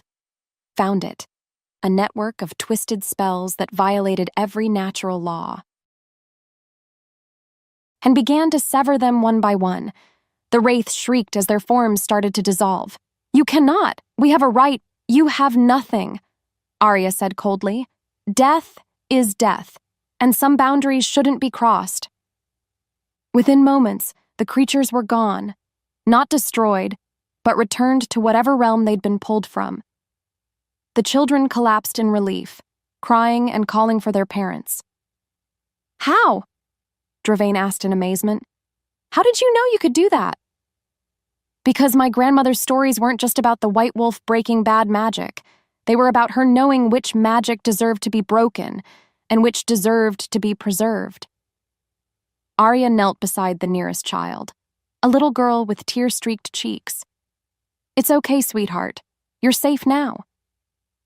But even as she comforted the children, her mind raced. If Valerius had access to wraiths and binding spells powerful enough to summon the dead, what else was he capable of? "We need to get them out of here," Dravain said urgently. If this was just the first wave. A new scream echoed through the castle, adult this time, male, and filled with a specific kind of agony that made Arya's blood freeze. "Chael," Dravain breathed. Through their mate bond, Arya felt his surge of protective fury. Chael wasn't just his captain, he was his oldest friend, his most trusted ally, and now he was in danger. "Go," she said quietly. "I'm not leaving you." "You're not leaving me. You're trusting me to handle this while you save someone who matters to both of us." She stood, power still crackling around her like armor. "I can protect the children and get them to safety, but Chael needs you." For a moment, Dravain looked torn between duty and desire, between protecting his mate and saving his friend. "The children first," he said finally. "We evacuate them together. Then we find Chael." "Together?" "Together." His eyes blazed with golden fire. "Because whatever Valerius has planned, whatever trap he's laying, we face it as mates, as equals, as partners." The word partners sent warmth flooding through her chest. Because that's what they were becoming, wasn't it? Not just fated mates thrown together by prophecy, but two people choosing to stand together against impossible odds. "Partners," she agreed. But as they began organizing the children for evacuation, another piece of the puzzle clicked into place. Valerius hadn't just attacked the nursery to draw them away from the main battle. He'd done it to test her power, to see exactly what the White Wolf was capable of, which meant everything. The wraiths, the poisoned air, even Chael's capture, was part of a larger plan. A plan that required him to understand her abilities before making his final move, and now he had exactly the information he needed. Chapter 14. The Betrayal Revealed. 10 minutes later, as they led the last of the rescued children through the castle's hidden passages toward safety, Dravain couldn't shake the feeling that they were walking into a carefully laid trap. Every instinct he possessed screamed danger. The attacks had been too coordinated, too precisely timed, too perfectly designed to separate them and test Arya's abilities. "Something's wrong," he murmured as they approached the safe room where the children would be protected by his most trusted guards. Besides the obvious, Arya kept her voice light for the children's sake, but he could smell her tension. Valerius has never been this organized before, this strategic. Dravain's mind raced through possibilities. In the past, his attacks were brutal but simple. Direct assault, overwhelming force. This level of coordination requires inside information, Arya finished quietly. They'd reached the safe room, a reinforced chamber deep in the castle's foundations where non-combatants could shelter during attacks. The heavy door stood open, warm light spilling into the corridor. But something was wrong with the scent signature inside. Dravain stopped so suddenly that Arya nearly collided with him. "Don't go in there." "What? Why?" The answer stepped out of the safe room and Dravain's world shattered. Marcus Sinclair, Arya's uncle, the man who'd sold her to pay a debt that might not have existed. But he wasn't alone. Behind him came two figures that made Dravain's blood turn to ice. Elder Thorn, his own council member, a wolf he'd trusted for decades, and Chael, his captain, his friend, his most trusted ally. All three wore the same expression, cold satisfaction mixed with something that looked disturbingly like relief. "Hello, niece," Marcus said pleasantly. "You've caused quite a stir." Arya went rigid beside him. How are you here?" "I've been here for hours, dear, coordinating with Lord Valerius's forces." Marcus's smile was all teeth and malice. "Did you really think this entire operation was improvised?" "You betrayed your own pack," Dravain snarled, his wolf clawing for release. "Betrayed?" Elder Thorn laughed. "We're saving them. All of them. Do you have any idea what that girl's power could do if left unchecked?" Before Dravain could respond, Kyle stepped forward, and the betrayal hit like a physical blow.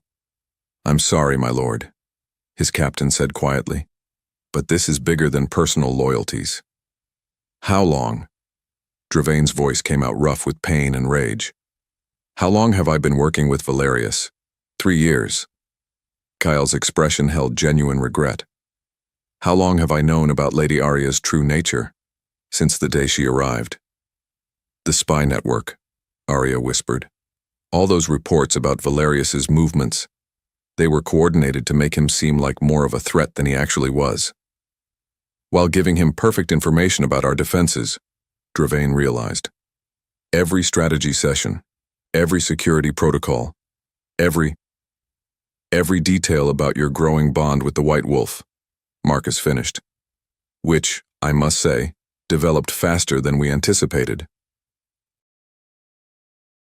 Around them, the rescued children whimpered in fear and confusion. They were trapped in a corridor with enemies on one side and no exit behind them. "What do you want?" Arya asked, though her voice suggested she already knew. "To complete our agreement, of course." Valerius emerged from the safe room like a shadow given substance. "You for the children, your cooperation for their lives." He gestured, and more figures appeared, armed wolves wearing Valerius's colors. Too many to fight. Too well positioned to escape. "The original contract your king signed was quite specific about returning unsuitable tribute," Valerius continued. "These witnesses can confirm that your difficulties with controlling your power make you unsuitable for continued residence here." "That's not," Dravain started. "Legal?" Valerius smiled. "I'm afraid it is. Elder Thorn has been very helpful in researching the relevant laws." Dravain looked around the corridor, at the children they'd saved, at the enemies surrounding them, at Arya standing beside him with power crackling around her like contained lightning. "And if she refuses? Then the children die. Your castle burns. Your pack is declared rogue for harboring a dangerous magical anomaly." Valerius's pale eyes glittered with triumph. "Really, the choice is quite simple." But as Dravain looked at Arya, this magnificent, powerful woman who'd walked into his life and changed everything, he realized the choice wasn't simple at all. Because there was a third option, one that none of their enemies had considered. "Arya," he said quietly, "do you trust me?" She met his eyes, and despite everything, the betrayal, the trap, the impossible odds, her gaze held absolute faith. "With my life. Then when I give the signal, run. I'm not leaving you. You're not leaving me. You're saving yourself so we can finish this together." He stepped closer, his voice dropping to a whisper only she could hear. "The mate bond works both ways. I can feel your power, and you can feel mine. Use it." Understanding dawned in her eyes. The Alpha command. "Every wolf in this corridor except Valerius will have to obey if we combine our power." His gaze burned into hers. "Even the ones who betrayed us." "That's impossible," she breathed. "I'm not an alpha. You're the White Wolf, and you're my mate, which makes you the most powerful alpha in this room." Valerius was still talking, laying out terms and conditions for her surrender. But Dravain was no longer listening. Instead, he was preparing to show everyone present exactly what happened when someone threatened his mate. "Ready?" he whispered. Arya's smile was sharp as a blade. "Ready." And the corridor exploded into chaos. Chapter 15. The Alpha's Command. In the moment before Dravain gave the signal, Arya felt something fundamental shift in the mate bond between them. Not just emotional connection, actual power. His strength flowing into her, her abilities amplifying his. "Now!" he roared. The alpha command that erupted from both of them simultaneously was like nothing Arya had ever experienced. It wasn't just Dravain's voice, it was hers too, magnified and enhanced by the white wolf power coursing through her veins. "Kneel!" they commanded in perfect unison. Every wolf in the corridor, including Marcus, Elder Thorn, and Kale, dropped to their knees with bone-jarring force. The alpha command was irresistible, primal, backed by power that made the very stones beneath their feet tremble. Every wolf except Valerius. He staggered under the pressure of their combined command but remained standing, his pale face twisted with rage and something that looked like fear. "Impossible," he snarled. "She's not even a true alpha." "Isn't she?" Dravain's voice carried lethal menace as he stepped over the kneeling forms of his former allies. "The White Wolf doesn't follow normal rules, Valerius. She makes her own." Around them, the betrayers struggled against the compulsion holding them down. Marcus's face was purple with effort and humiliation. Elder Thorn looked like he might pass out from the strain of fighting an alpha command he couldn't resist, but Kale looked broken, defeated, like a man who'd just realized the true cost of his choices. "The children," Arya said urgently. "We need to get them out of here before I kill every wolf in this corridor." Dravain's eyes blazed with golden fire. "Don't worry, I'm not planning to leave witnesses." The cold finality in his voice made even Valerius step back. "You can't," the pale wolf said. "They're under the protection of diplomatic immunity. The treaty was voided the moment you attacked my mate and threatened children under my protection." Dravain's canines were elongating, his wolf pushing closer to the surface. "There are no treaties, no rules, no mercy for those who betray pack bonds." Arya felt his rage through their connection, pure, incandescent fury that demanded blood and vengeance. It would be so easy to let him kill them all. They deserved it for their betrayal. "But wait," she said quietly. Dravain's head whipped toward her. "Arya, I know what you're feeling. I can feel it too." She stepped closer to him, her hand finding his arm. "But killing them won't solve the real problem." "The real problem? Why did they betray us?" She looked around at the kneeling figures, at Marcus's hatred, Elder Thorn's fear, Kale's anguish. What made them so afraid of my power that they were willing to work with someone like Valerius? Because they're cowards. Because they don't understand. Arya's voice carried new authority, not the borrowed power of an alpha command, but something deeper, something that came from her own growing confidence. "They see the White Wolf as a threat because they don't know what I'm actually capable of." She released the alpha command with a thought, allowing the kneeling wolves to raise their heads. They remained on their knees, smart enough not to test Dravain's mercy twice, but they could speak. "Tell me," she said, addressing all of them. "What did you think would happen if my power went unchecked?" It was Elder Thorn who answered, his voice shaking. "The ancient texts speak of the White Wolf bringing about the end of our kind, destroying the natural order, unleashing chaos that would—" "Which texts?" Arya interrupted. The prophecies of the last dawn, the chronicles of—" "Written by whom?" Thorn's mouth worked soundlessly for a moment. The authors are unknown, or deliberately obscured."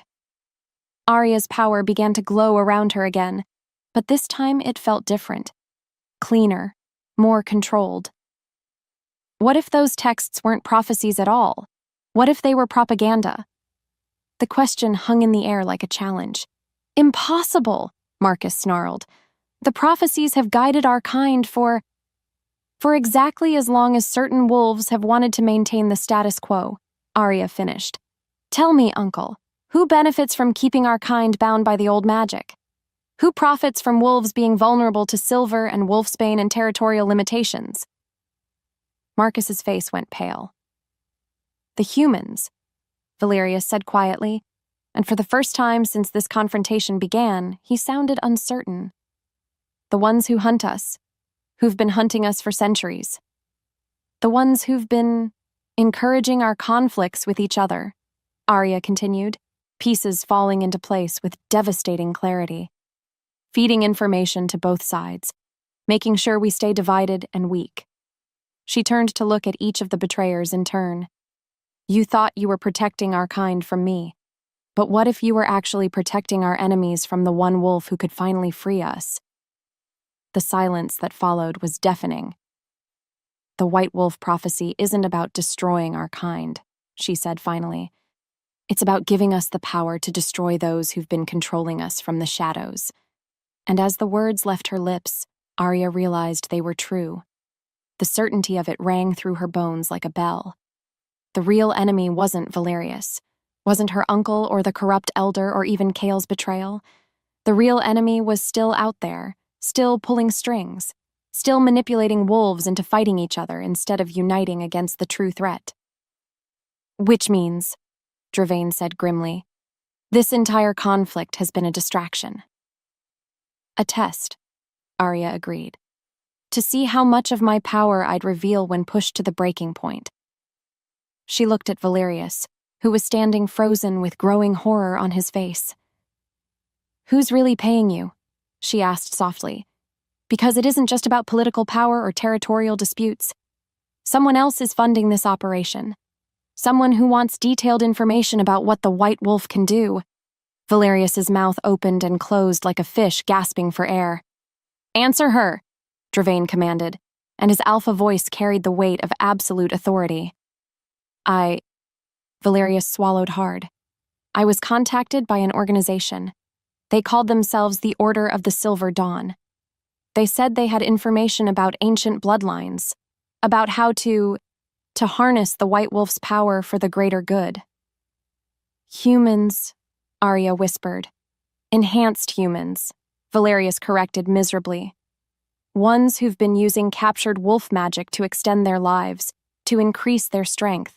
They've been farming us. The revelation hit like a physical blow. Everything they'd been fighting about, territorial disputes, pack politics, ancient debts, had been orchestrated by humans who saw their entire species as livestock. How long? Dravain's voice was deadly quiet. Centuries, maybe longer. Valerius looked like he might be sick. They said once they had the White Wolf's power, they wouldn't need to harvest other wolves anymore, that it would be cleaner. Arya felt something cold and dangerous settle in her chest. Not rage, something far more controlled and infinitely more deadly. Where are they? I don't know. The contact protocols were, where are they? This time her voice carried harmonics that made the stones themselves vibrate. Valerius collapsed to his knees, his enhanced wolf submission to power he couldn't begin to understand. The old Blackstone facility, he gasped. 50 miles north, in the mountains. But it's heavily defended, and they have other wolves. Captured ones. They're using them as bait, Arya finished, to draw me in. She looked around the corridor, at the children they'd saved, at the wolves who'd betrayed them, at the mate who stood ready to follow her into hell itself. The real war was just beginning. But first, she had some humans to teach about the dangers of trying to farm a white wolf.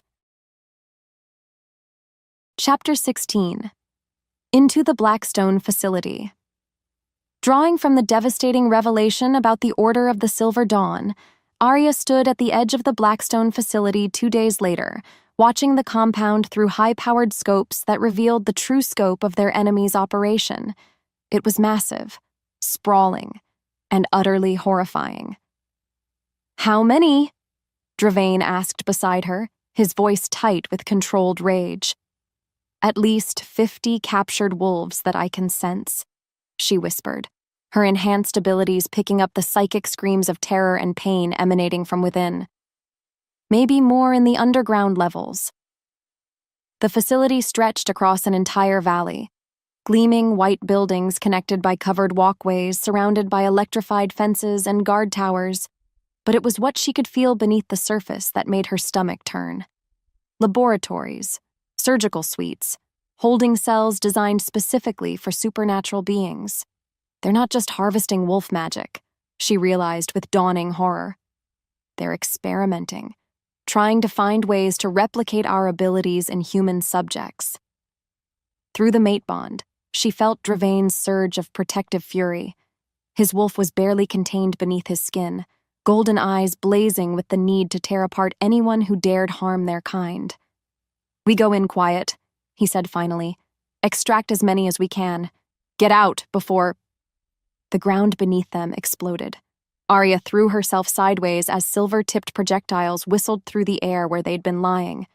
Behind them, she heard the distinctive whine of energy weapons, technology that shouldn't exist.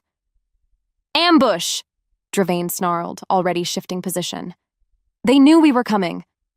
More projectiles, more impossible weapons. And rising from concealed positions all around their vantage point, figures in tactical gear that moved with inhuman speed and precision. Enhanced humans. The Order's foot soldiers. The whole thing was a trap, Arya breathed. Valerius's information, the location, all of it. "Run!" Dravain commanded, but even as the word left his lips, new enemies appeared to block their escape routes. 20 of them. Maybe 30. All armed with weapons designed specifically to kill or capture supernatural beings. Arya felt her power surge in response to the threat, golden energy crackling around her like armor. But as she prepared to unleash the White Wolf's fury, something wrong happened. The energy flickered, dimmed, like a candle being slowly snuffed out. "What?" she started. "Dampening field," one of the enhanced humans called out, his voice carrying through a tactical radio. "The bloodline suppressors are working perfectly." Bloodline suppressors, technology designed to neutralize supernatural abilities. They'd been studying captured wolves long enough to develop countermeasures. Arya's power continued to fade, leaving her feeling hollow and strangely fragile, like a wolf suddenly stripped of her claws and fangs. "Arya!" Dravain reached for her, but his own abilities were being affected.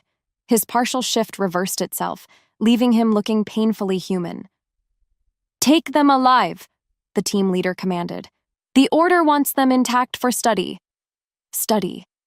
The word sent ice through Arya's veins, because she'd felt the psychic echoes from the captured wolves. She knew what study meant in this context.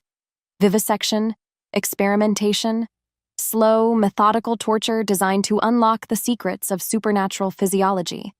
The enhanced humans moved in with military precision, their weapons trained on vital areas. Capture, not kill. Because dead specimens were far less useful than living ones. "I'm sorry," Dravain said quietly as the net closed around them. "For what?" "For not being strong enough to protect you." The words broke something inside her chest. Because this magnificent, powerful alpha, this king who commanded the loyalty of hundreds, thought he'd failed her. "You did protect me," she said fiercely. "You gave me something worth fighting for." One of the enhanced humans stepped closer, some kind of restraint device in his hands. "Enough talking. The Order is very eager to meet you both." As the device closed around her wrists, cold metal that hummed with suppressive energy, Arya felt the last of her power drain away. She was just a woman now, vulnerable, mortal. But as they were hauled to their feet and marched toward the facility, she caught Dravain's eye and saw something that gave her hope. His wolf might be suppressed, but his mind was still working, still planning, still fighting.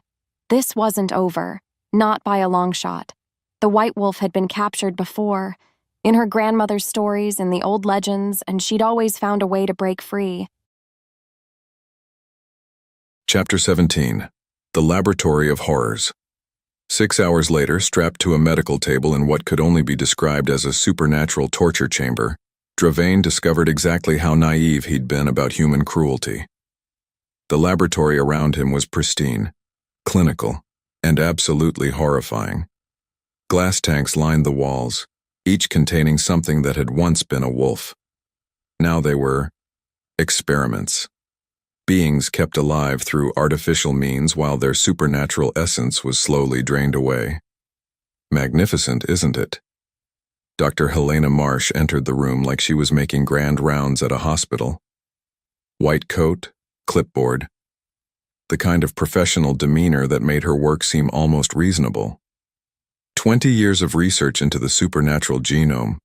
You and your mate are going to help us make incredible breakthroughs. Go to hell, Dravain snarled, testing the restraints that held him down. They were more than just metal.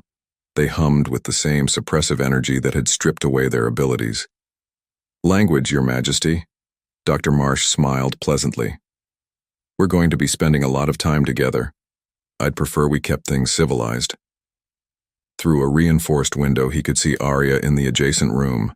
She was conscious, strapped to a similar table, surrounded by technicians who were taking readings with devices he didn't recognize. She looked small, vulnerable, and absolutely furious. What do you want? He demanded. From you? Genetic samples, neural mapping, a complete analysis of alpha physiology. Dr. Marsh consulted her clipboard like they were discussing the weather. From her? Well, she's rather more special, isn't she? She's under my protection. She's the key to everything we've been working toward. The doctor's eyes lit up with fanatic fervor. Do you have any idea what her bloodline represents? The potential applications? Dravain's blood turned to ice. You can't replicate the White Wolf's abilities. They're tied to her specific genetic heritage. Who said anything about replication? Dr. Marsh laughed. We're going to do something much more elegant. We're going to transfer them. The words hit like a physical blow. Transfer? The consciousness transfer protocol has been theoretical until now. But with a subject as powerful as the White Wolf, we can finally test whether supernatural abilities can be extracted from one being and implanted in another. Understanding crashed over him like a tsunami. They weren't planning to study Arya. They were planning to steal her very essence and put it into someone else. The process is still experimental, Dr. Marsh continued conversationally. There's a significant chance the donor won't survive, but the potential benefits to humanity. You're talking about murder. I'm talking about evolution.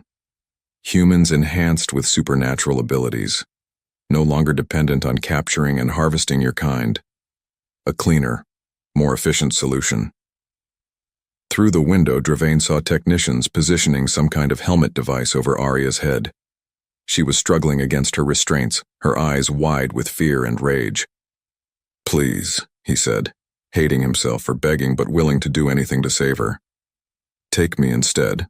My alpha abilities are impressive but hardly unique. We've studied dozens of alphas over the years. Dr. Marsh shook her head. But there's only one White Wolf, and her power could change everything. A new figure entered Arya's room, elderly, distinguished, wearing expensive clothes that marked him as someone with serious authority. Ah, Dr. Marsh said with satisfaction. Director Reynolds has arrived.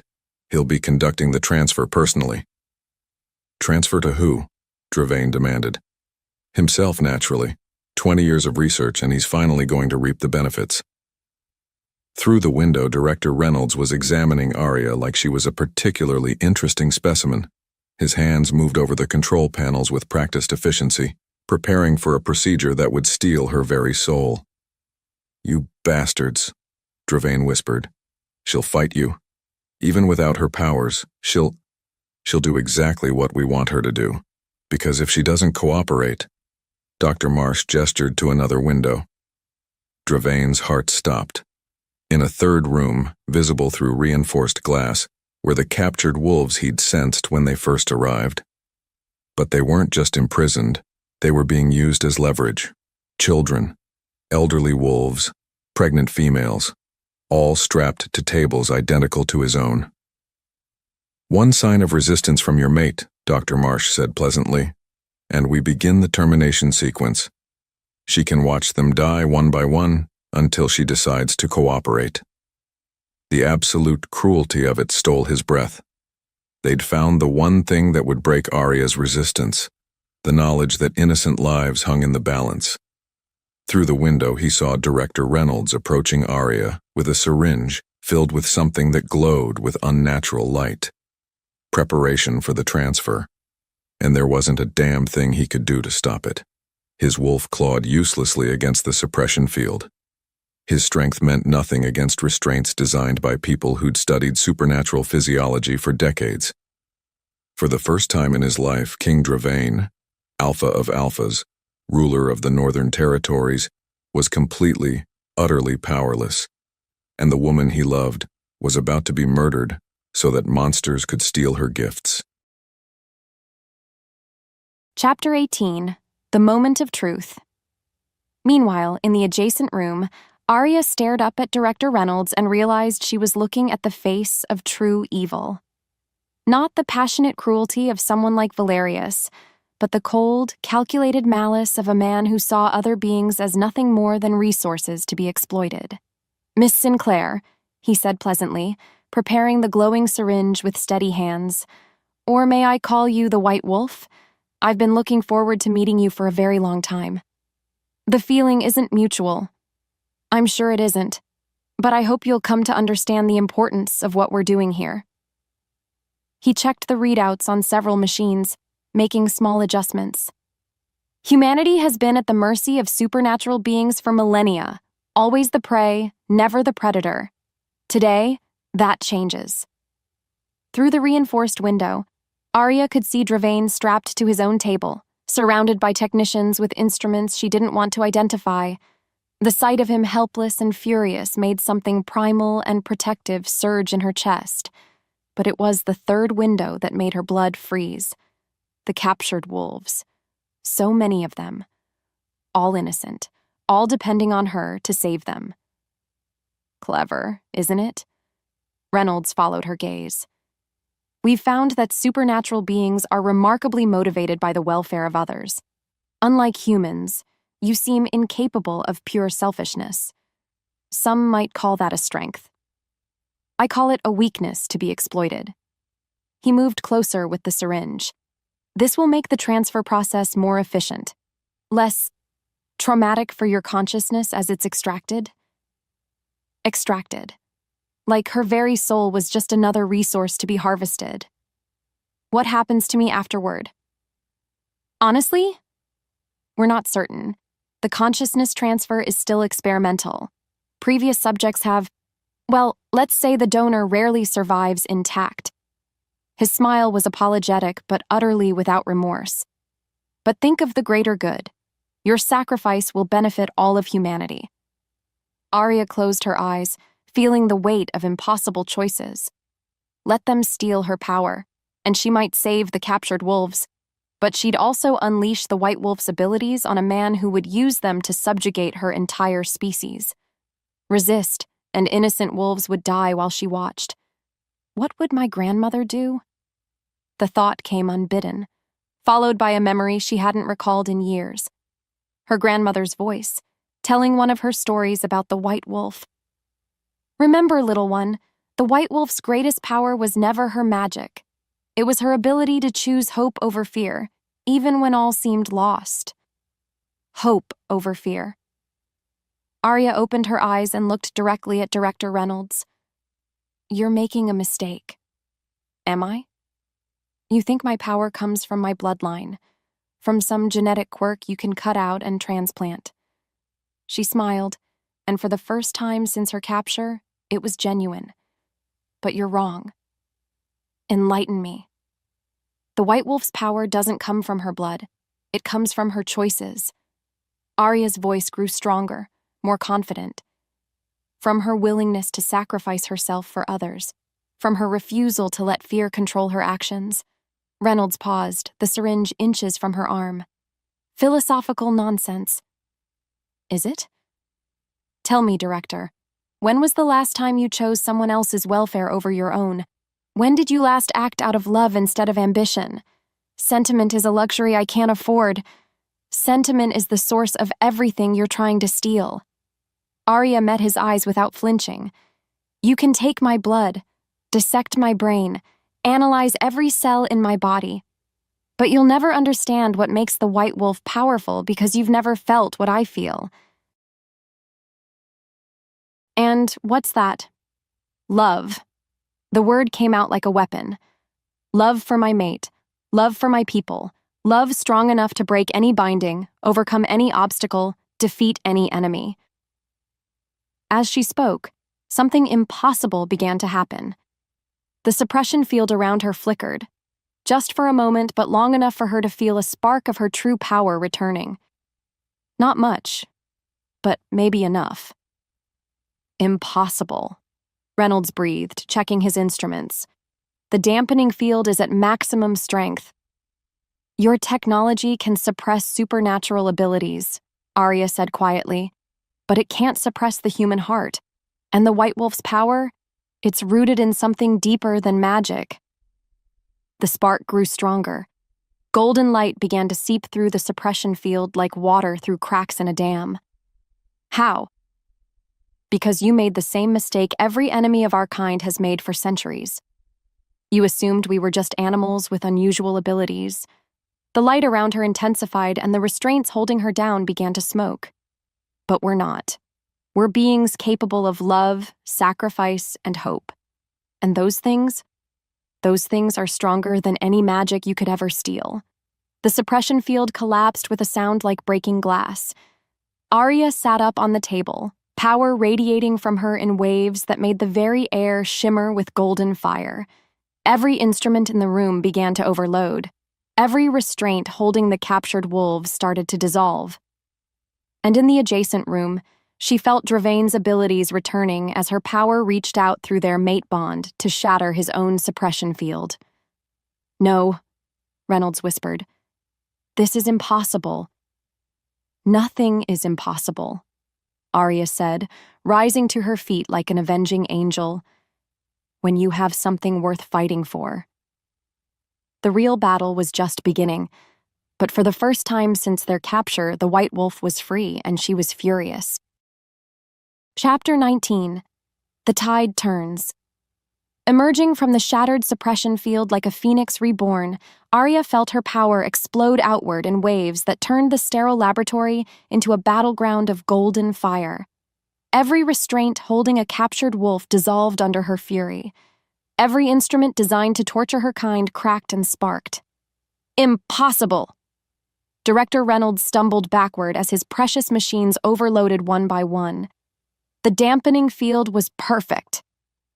Your mistake, Arya said, stepping off the medical table with lethal grace, was thinking you could cage lightning. Through the reinforced window, she saw Dravain breaking free of his own restraints with strength that bent steel. Their mate bond hummed with shared power, his alpha dominance amplifying her abilities, her White Wolf magic enhancing his. They were unstoppable together. Security! Reynolds screamed into his comm device. All units to Laboratory 7! The subjects have… Arya's hand closed around his throat, cutting off his words. Not to kill, though the temptation was overwhelming, but to show him exactly how powerless he truly was. Where are the other facilities? Her voice carried harmonics that made the walls vibrate. How many more places like this exist? I'll never… You will. Golden light poured from her eyes, and suddenly she could see his thoughts laid bare. Memories of other installations, other captured wolves, a network of horror that spanned continents, 17 facilities, thousands of prisoners, decades of systematic torture. The scope of it staggered her. You monster, she whispered. Before Reynolds could respond, the laboratory doors exploded inward. Enhanced soldiers poured through the openings, their weapons crackling with energy designed to disrupt supernatural abilities. But they weren't prepared for what they faced. Arya moved like her grandmother's stories had always promised the White Wolf would. Not just fast, but fluid, unstoppable. She flowed between the soldiers like water through a sieve, each touch of her hands sending their weapons into sparking ruin. Behind her, Dravain fought with the fury of an alpha protecting his mate. Claws extended, eyes blazing gold, every strike precise and devastating. But it was when they moved together that their enemies truly understood what they faced. The mate bond allowed them to fight as one entity, Arya clearing a path while Dravain guarded her back, his strength covering her moments of vulnerability, while her power shielded them both from the soldiers' increasingly desperate attacks. "Fall back!" someone screamed. "Fall back! They're too strong!" "No!" Reynolds pulled out a device Arya didn't recognize, something that hummed with malevolent energy. "Activate the Omega Protocol. Flood the entire facility." Through their bond, Arya felt Dravain's surge of horror. That's concentrated wolfsbane gas, enough to kill every supernatural being in the complex, including all the prisoners they'd come to save. He'd rather murder everyone than lose his prize, she realized. The device in Reynolds' hand began to glow. In 30 seconds, maybe less, poison would flood the ventilation system. The captured wolves, already weakened by months or years of imprisonment, wouldn't survive. Arya had a choice: use her power to stop the device, or continue fighting the soldiers who were between them and the exit. She couldn't do both.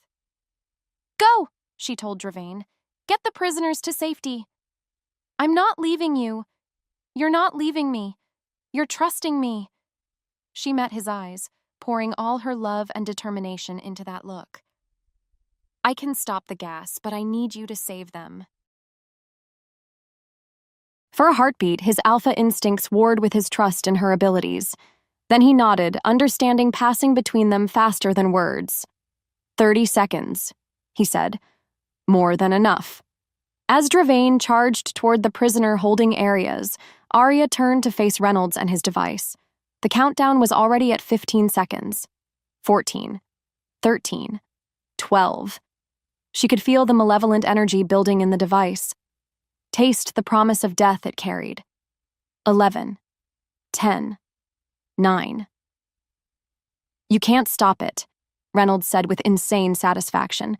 "Even the White Wolf can't. Watch me."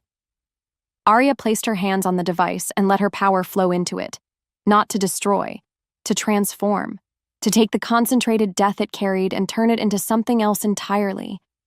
8, 7, 6. The device fought her.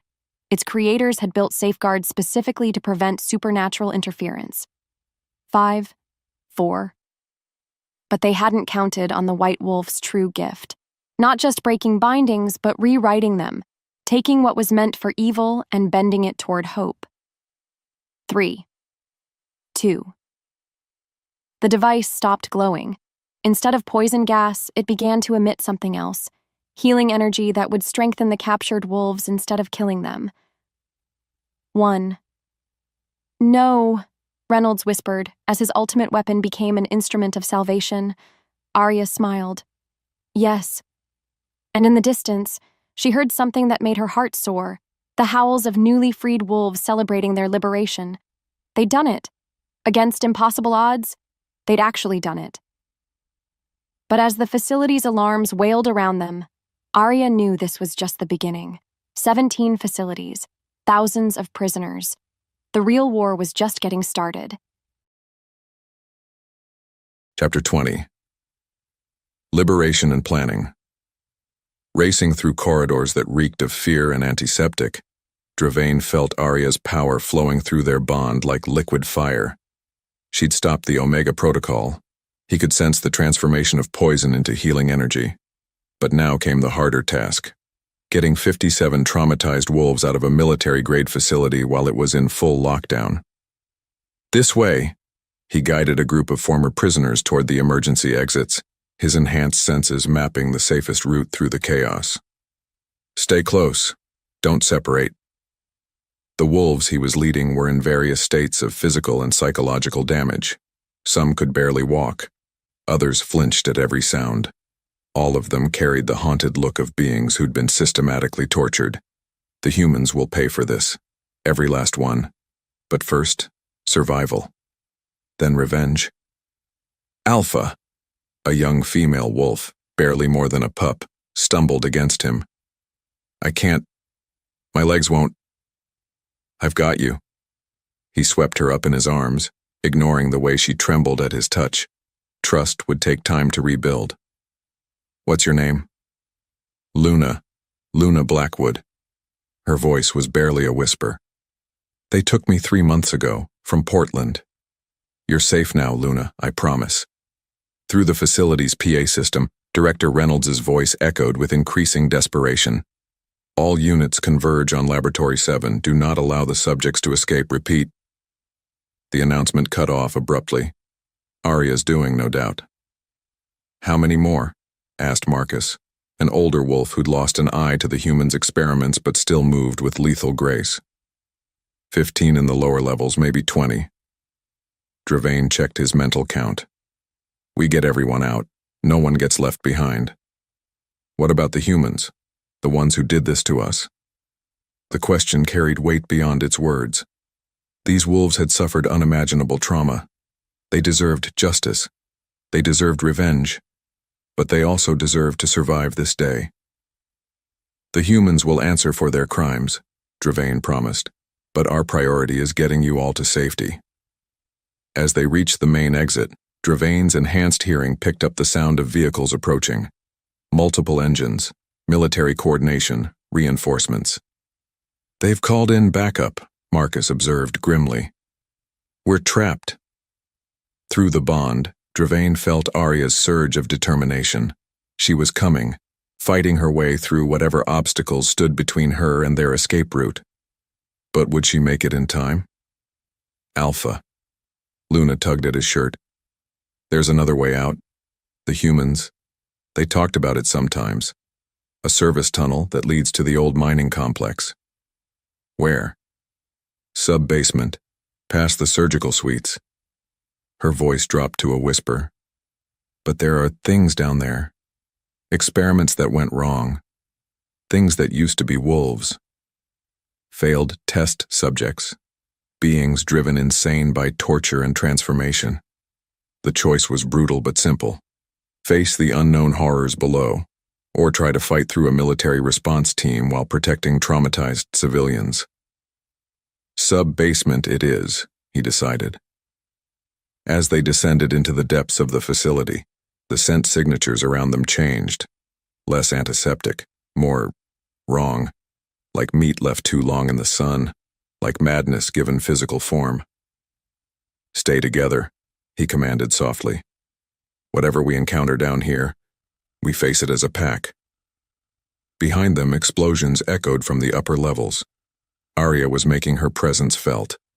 Ahead, something howled in the darkness, a sound that had once been wolf, but was now something else entirely. Almost there, Luna whispered. Just past the containment chambers. Containment chambers. Where they kept the experiments too dangerous to terminate. Dravain's wolf bristled with protective instincts as shapes moved in the shadows ahead. Whatever the humans had created down here, it stood between his people and freedom. Luna, he said quietly, when I give the signal, take the others and run for the tunnel. Don't look back. What about you? I'll hold them off. But before he could give that signal, golden light blazed in the corridor behind them. Arya's voice rang out, strong and clear and absolutely furious. Nobody runs. Nobody fights alone.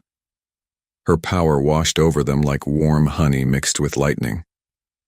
We end this. All of it. Right here. Right now. And as the failed experiments emerged from their containment chambers, things that were part wolf, part machine, part nightmare, Dravain felt something he hadn't expected. Hope. Because whatever these humans had created, whatever horrors they'd unleashed, they'd never face the white wolf and her alpha fighting side by side. The final battle was about to begin. Chapter 21. United. We stand. Descending into the facility's hellish depths with power crackling around her like divine retribution, Arya saw the true scope of humanity's crimes against her kind. The failed experiments shuffling toward them weren't just torture victims. They were warnings about what the Order planned for every captured wolf.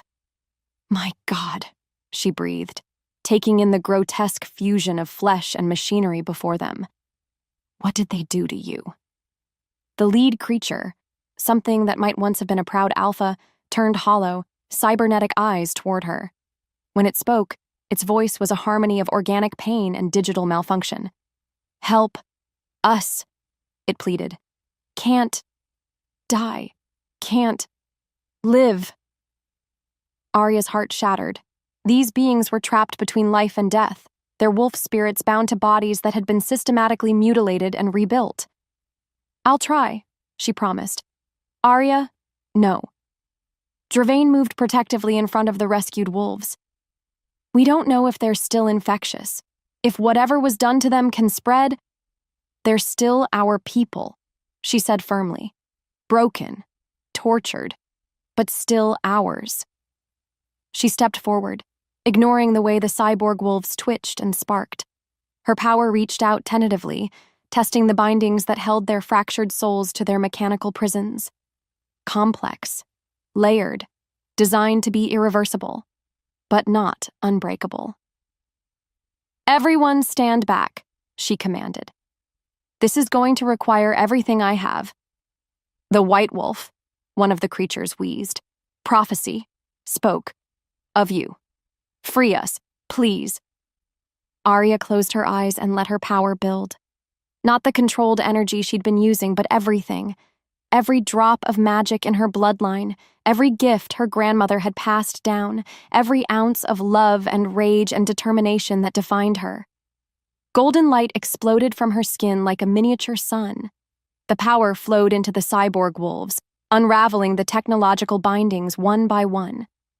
Where machinery met flesh, her magic worked like the world's gentlest surgeon, separating what belonged from what had been forced. This one was Rebecca Morris, taken from Denver 2 years ago, mother of 3. This one was Samuel Cross, beta from the Montana territories, captured defending his pack. Each name, each story, each life stolen and twisted by human cruelty only strengthened her resolve. It's working, Dravain said in amazement. The machinery is dissolving. But as the technology fell away, Arya realized the true horror. The wolves underneath were dying. The machinery hadn't just imprisoned them. It had been keeping them alive long past what their tortured bodies could endure. She had a choice. Free their spirits and let them find peace in death, or find a way to heal damage that should have been impossible to repair. I can heal them, she said. But it will take everything, and I mean everything. Through their bond, she felt Dravain's immediate protest. You'll burn yourself out, maybe permanently. Maybe. Arya, they're counting on me. She looked at the wolves she'd come to save, the rescued prisoners, the failed experiments, even Dravain himself. All of them. Every wolf who's ever been captured. Every pack that's ever lived in fear of hunters. This is why the White Wolf exists.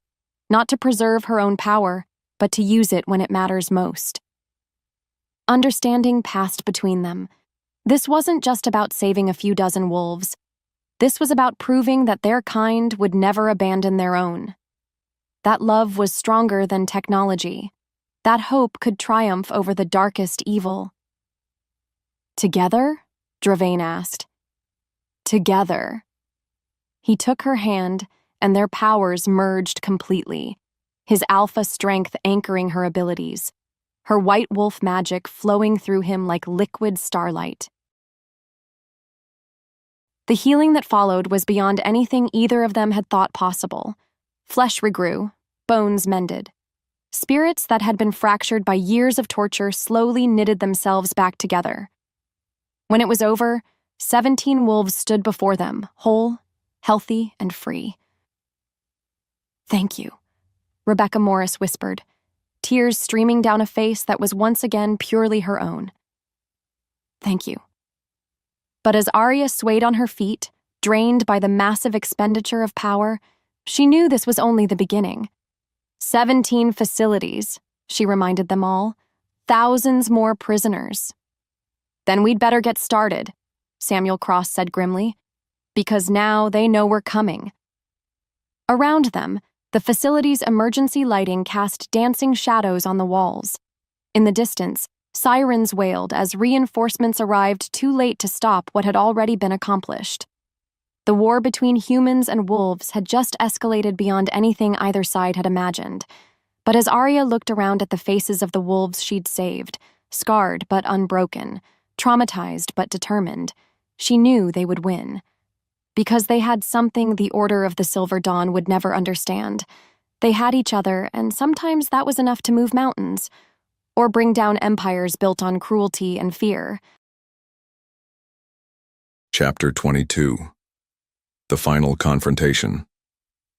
6 months later, standing before the assembled council of all packs in the great hall of Shadow Peak, Arya felt the weight of history settling around her shoulders like a mantle made of starlight and promises. The war with the Order of the Silver Dawn was over. The 17 facilities had been destroyed. Thousands of wolves had been freed. But now came the harder task, building something new from the ashes of the old world. "The treaty is ready for signing," Elder Morrison announced, his voice carrying across the vast chamber filled with representatives from every pack in North America. "The Accords of the White Wolf will establish new laws for human supernatural relations." Beside her, Dravain squeezed her hand gently. Through their mate bond, she felt his pride, his love, and his absolute confidence in her ability to lead their people into this uncertain future. "Are you ready for this?" he murmured. "As ready as anyone can be for rewriting the rules of existence," she replied with a smile that held only the faintest tremor of nerves. The treaty spread before them was unprecedented. For the first time in history, humans and supernaturals would coexist under agreed-upon laws. The Order's leadership had been tried and convicted. Reparations were being paid, and most importantly, new protections were in place to prevent another systematic harvest of their kind. But it was the final clause that made Arya's heart race with possibility.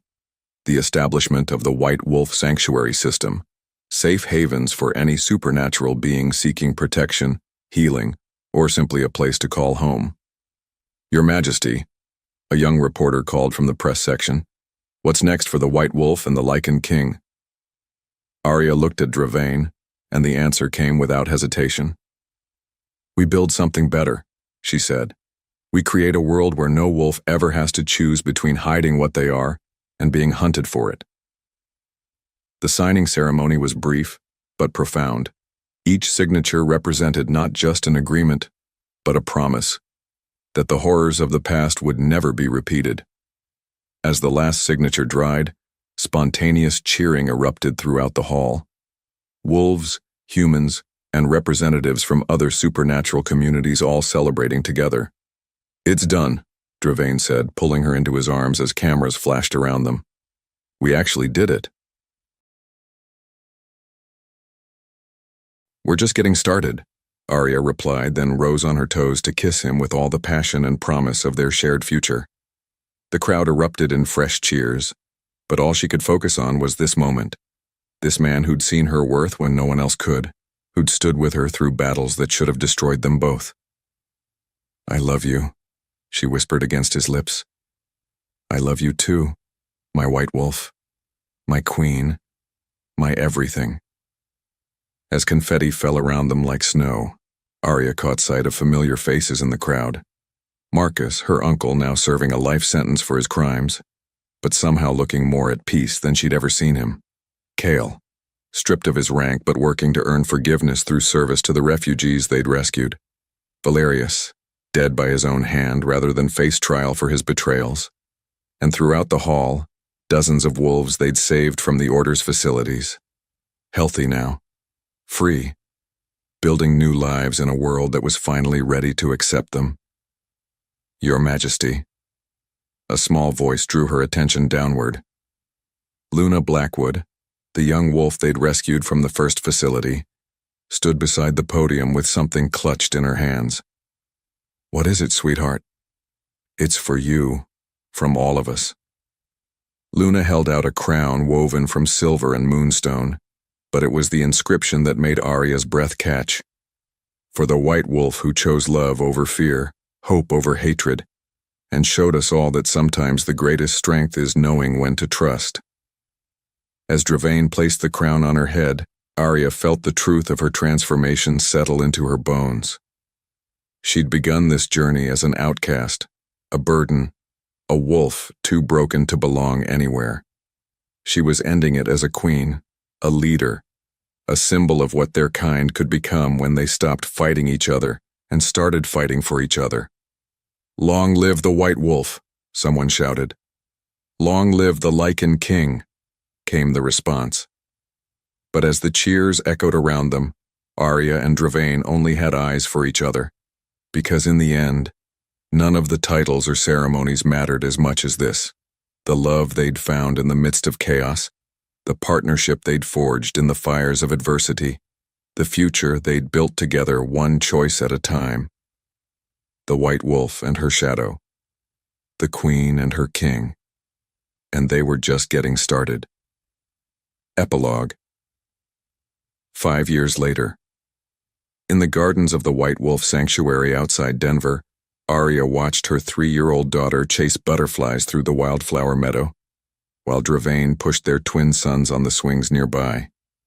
The sound of children's laughter mixed with the distant howls of wolves who'd found safety within these protected borders. "Mama," little Camilla called, her silver hair gleaming in the afternoon sun. "Look what I found." She held up a caterpillar, her golden eyes, so like her father's, bright with wonder and discovery. "Beautiful baby," Arya said, kneeling to examine the tiny creature. "What do you think will happen to it?" "It'll grow wings and fly away," Camilla said, with the absolute certainty of a child who'd grown up hearing stories about transformation and change. "Just like the wolves you and Daddy saved." "Just like the wolves you and Daddy saved." Arya's heart swelled with pride and love, and the deep satisfaction of work well done. In 5 years, they'd established 47 sanctuaries across 3 continents. They'd negotiated peace treaties with 12 human governments. They'd created a world where supernatural beings could live openly, safely, and with dignity. But more than that, they'd created a family, a pack, a future built on love instead of fear. Arya. Dravain appeared beside her, their sons perched on his broad shoulders like tiny alpha princes surveying their domain. "The council meeting starts in an hour." "Do we have to?" she asked with exaggerated reluctance. "Can't we just stay here and watch our children discover the world?" "We could," he said, his voice warm with understanding. "But there are 3 new sanctuary proposals to review, and the delegation from Japan wants to discuss expansion into the Pacific territories." Arya sighed, but it was a contented sound. The work of building a better world never ended. But that was okay. She'd learned to find joy in the journey, rather than rushing toward some imaginary finish line.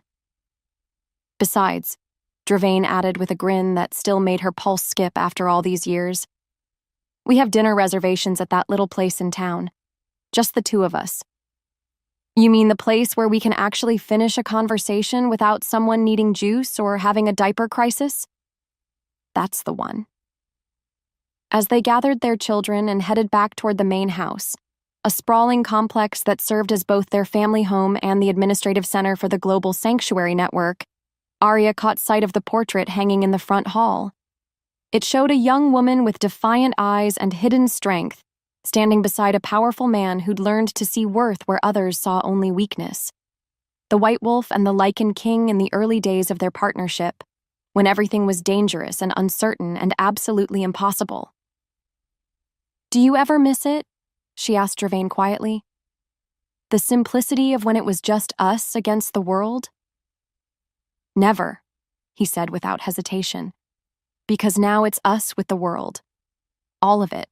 The good and the bad, the beautiful and the broken. The wolves who need saving and the children who'll inherit everything we've built. He was right, of course. This was better. Messier, more complicated, infinitely more challenging. But better. As little Camilla and the twins ran ahead, their laughter echoing through the halls where refugees and politicians and activists all worked together toward the same goal, Arya felt the rightness of it settle into her bones. This was what the White Wolf prophecy had really been about. Not some mythical savior who would fix everything with magic and violence, but a choice. A decision to stop accepting the world as it was and start working toward the world as it could be. She'd made that choice. They'd all made that choice. And look what they'd built together. Ready for the next adventure? Dravain asked as they approached the council chambers. Arya smiled, taking his hand as naturally as breathing, and stepped forward into whatever came next. Always, she said. Always. Because that's what love was, in the end. Not a destination, but a decision to keep choosing each other, keep building together, keep believing that tomorrow could be better than today. The White Wolf and her shadow, still fighting the good fight, still winning.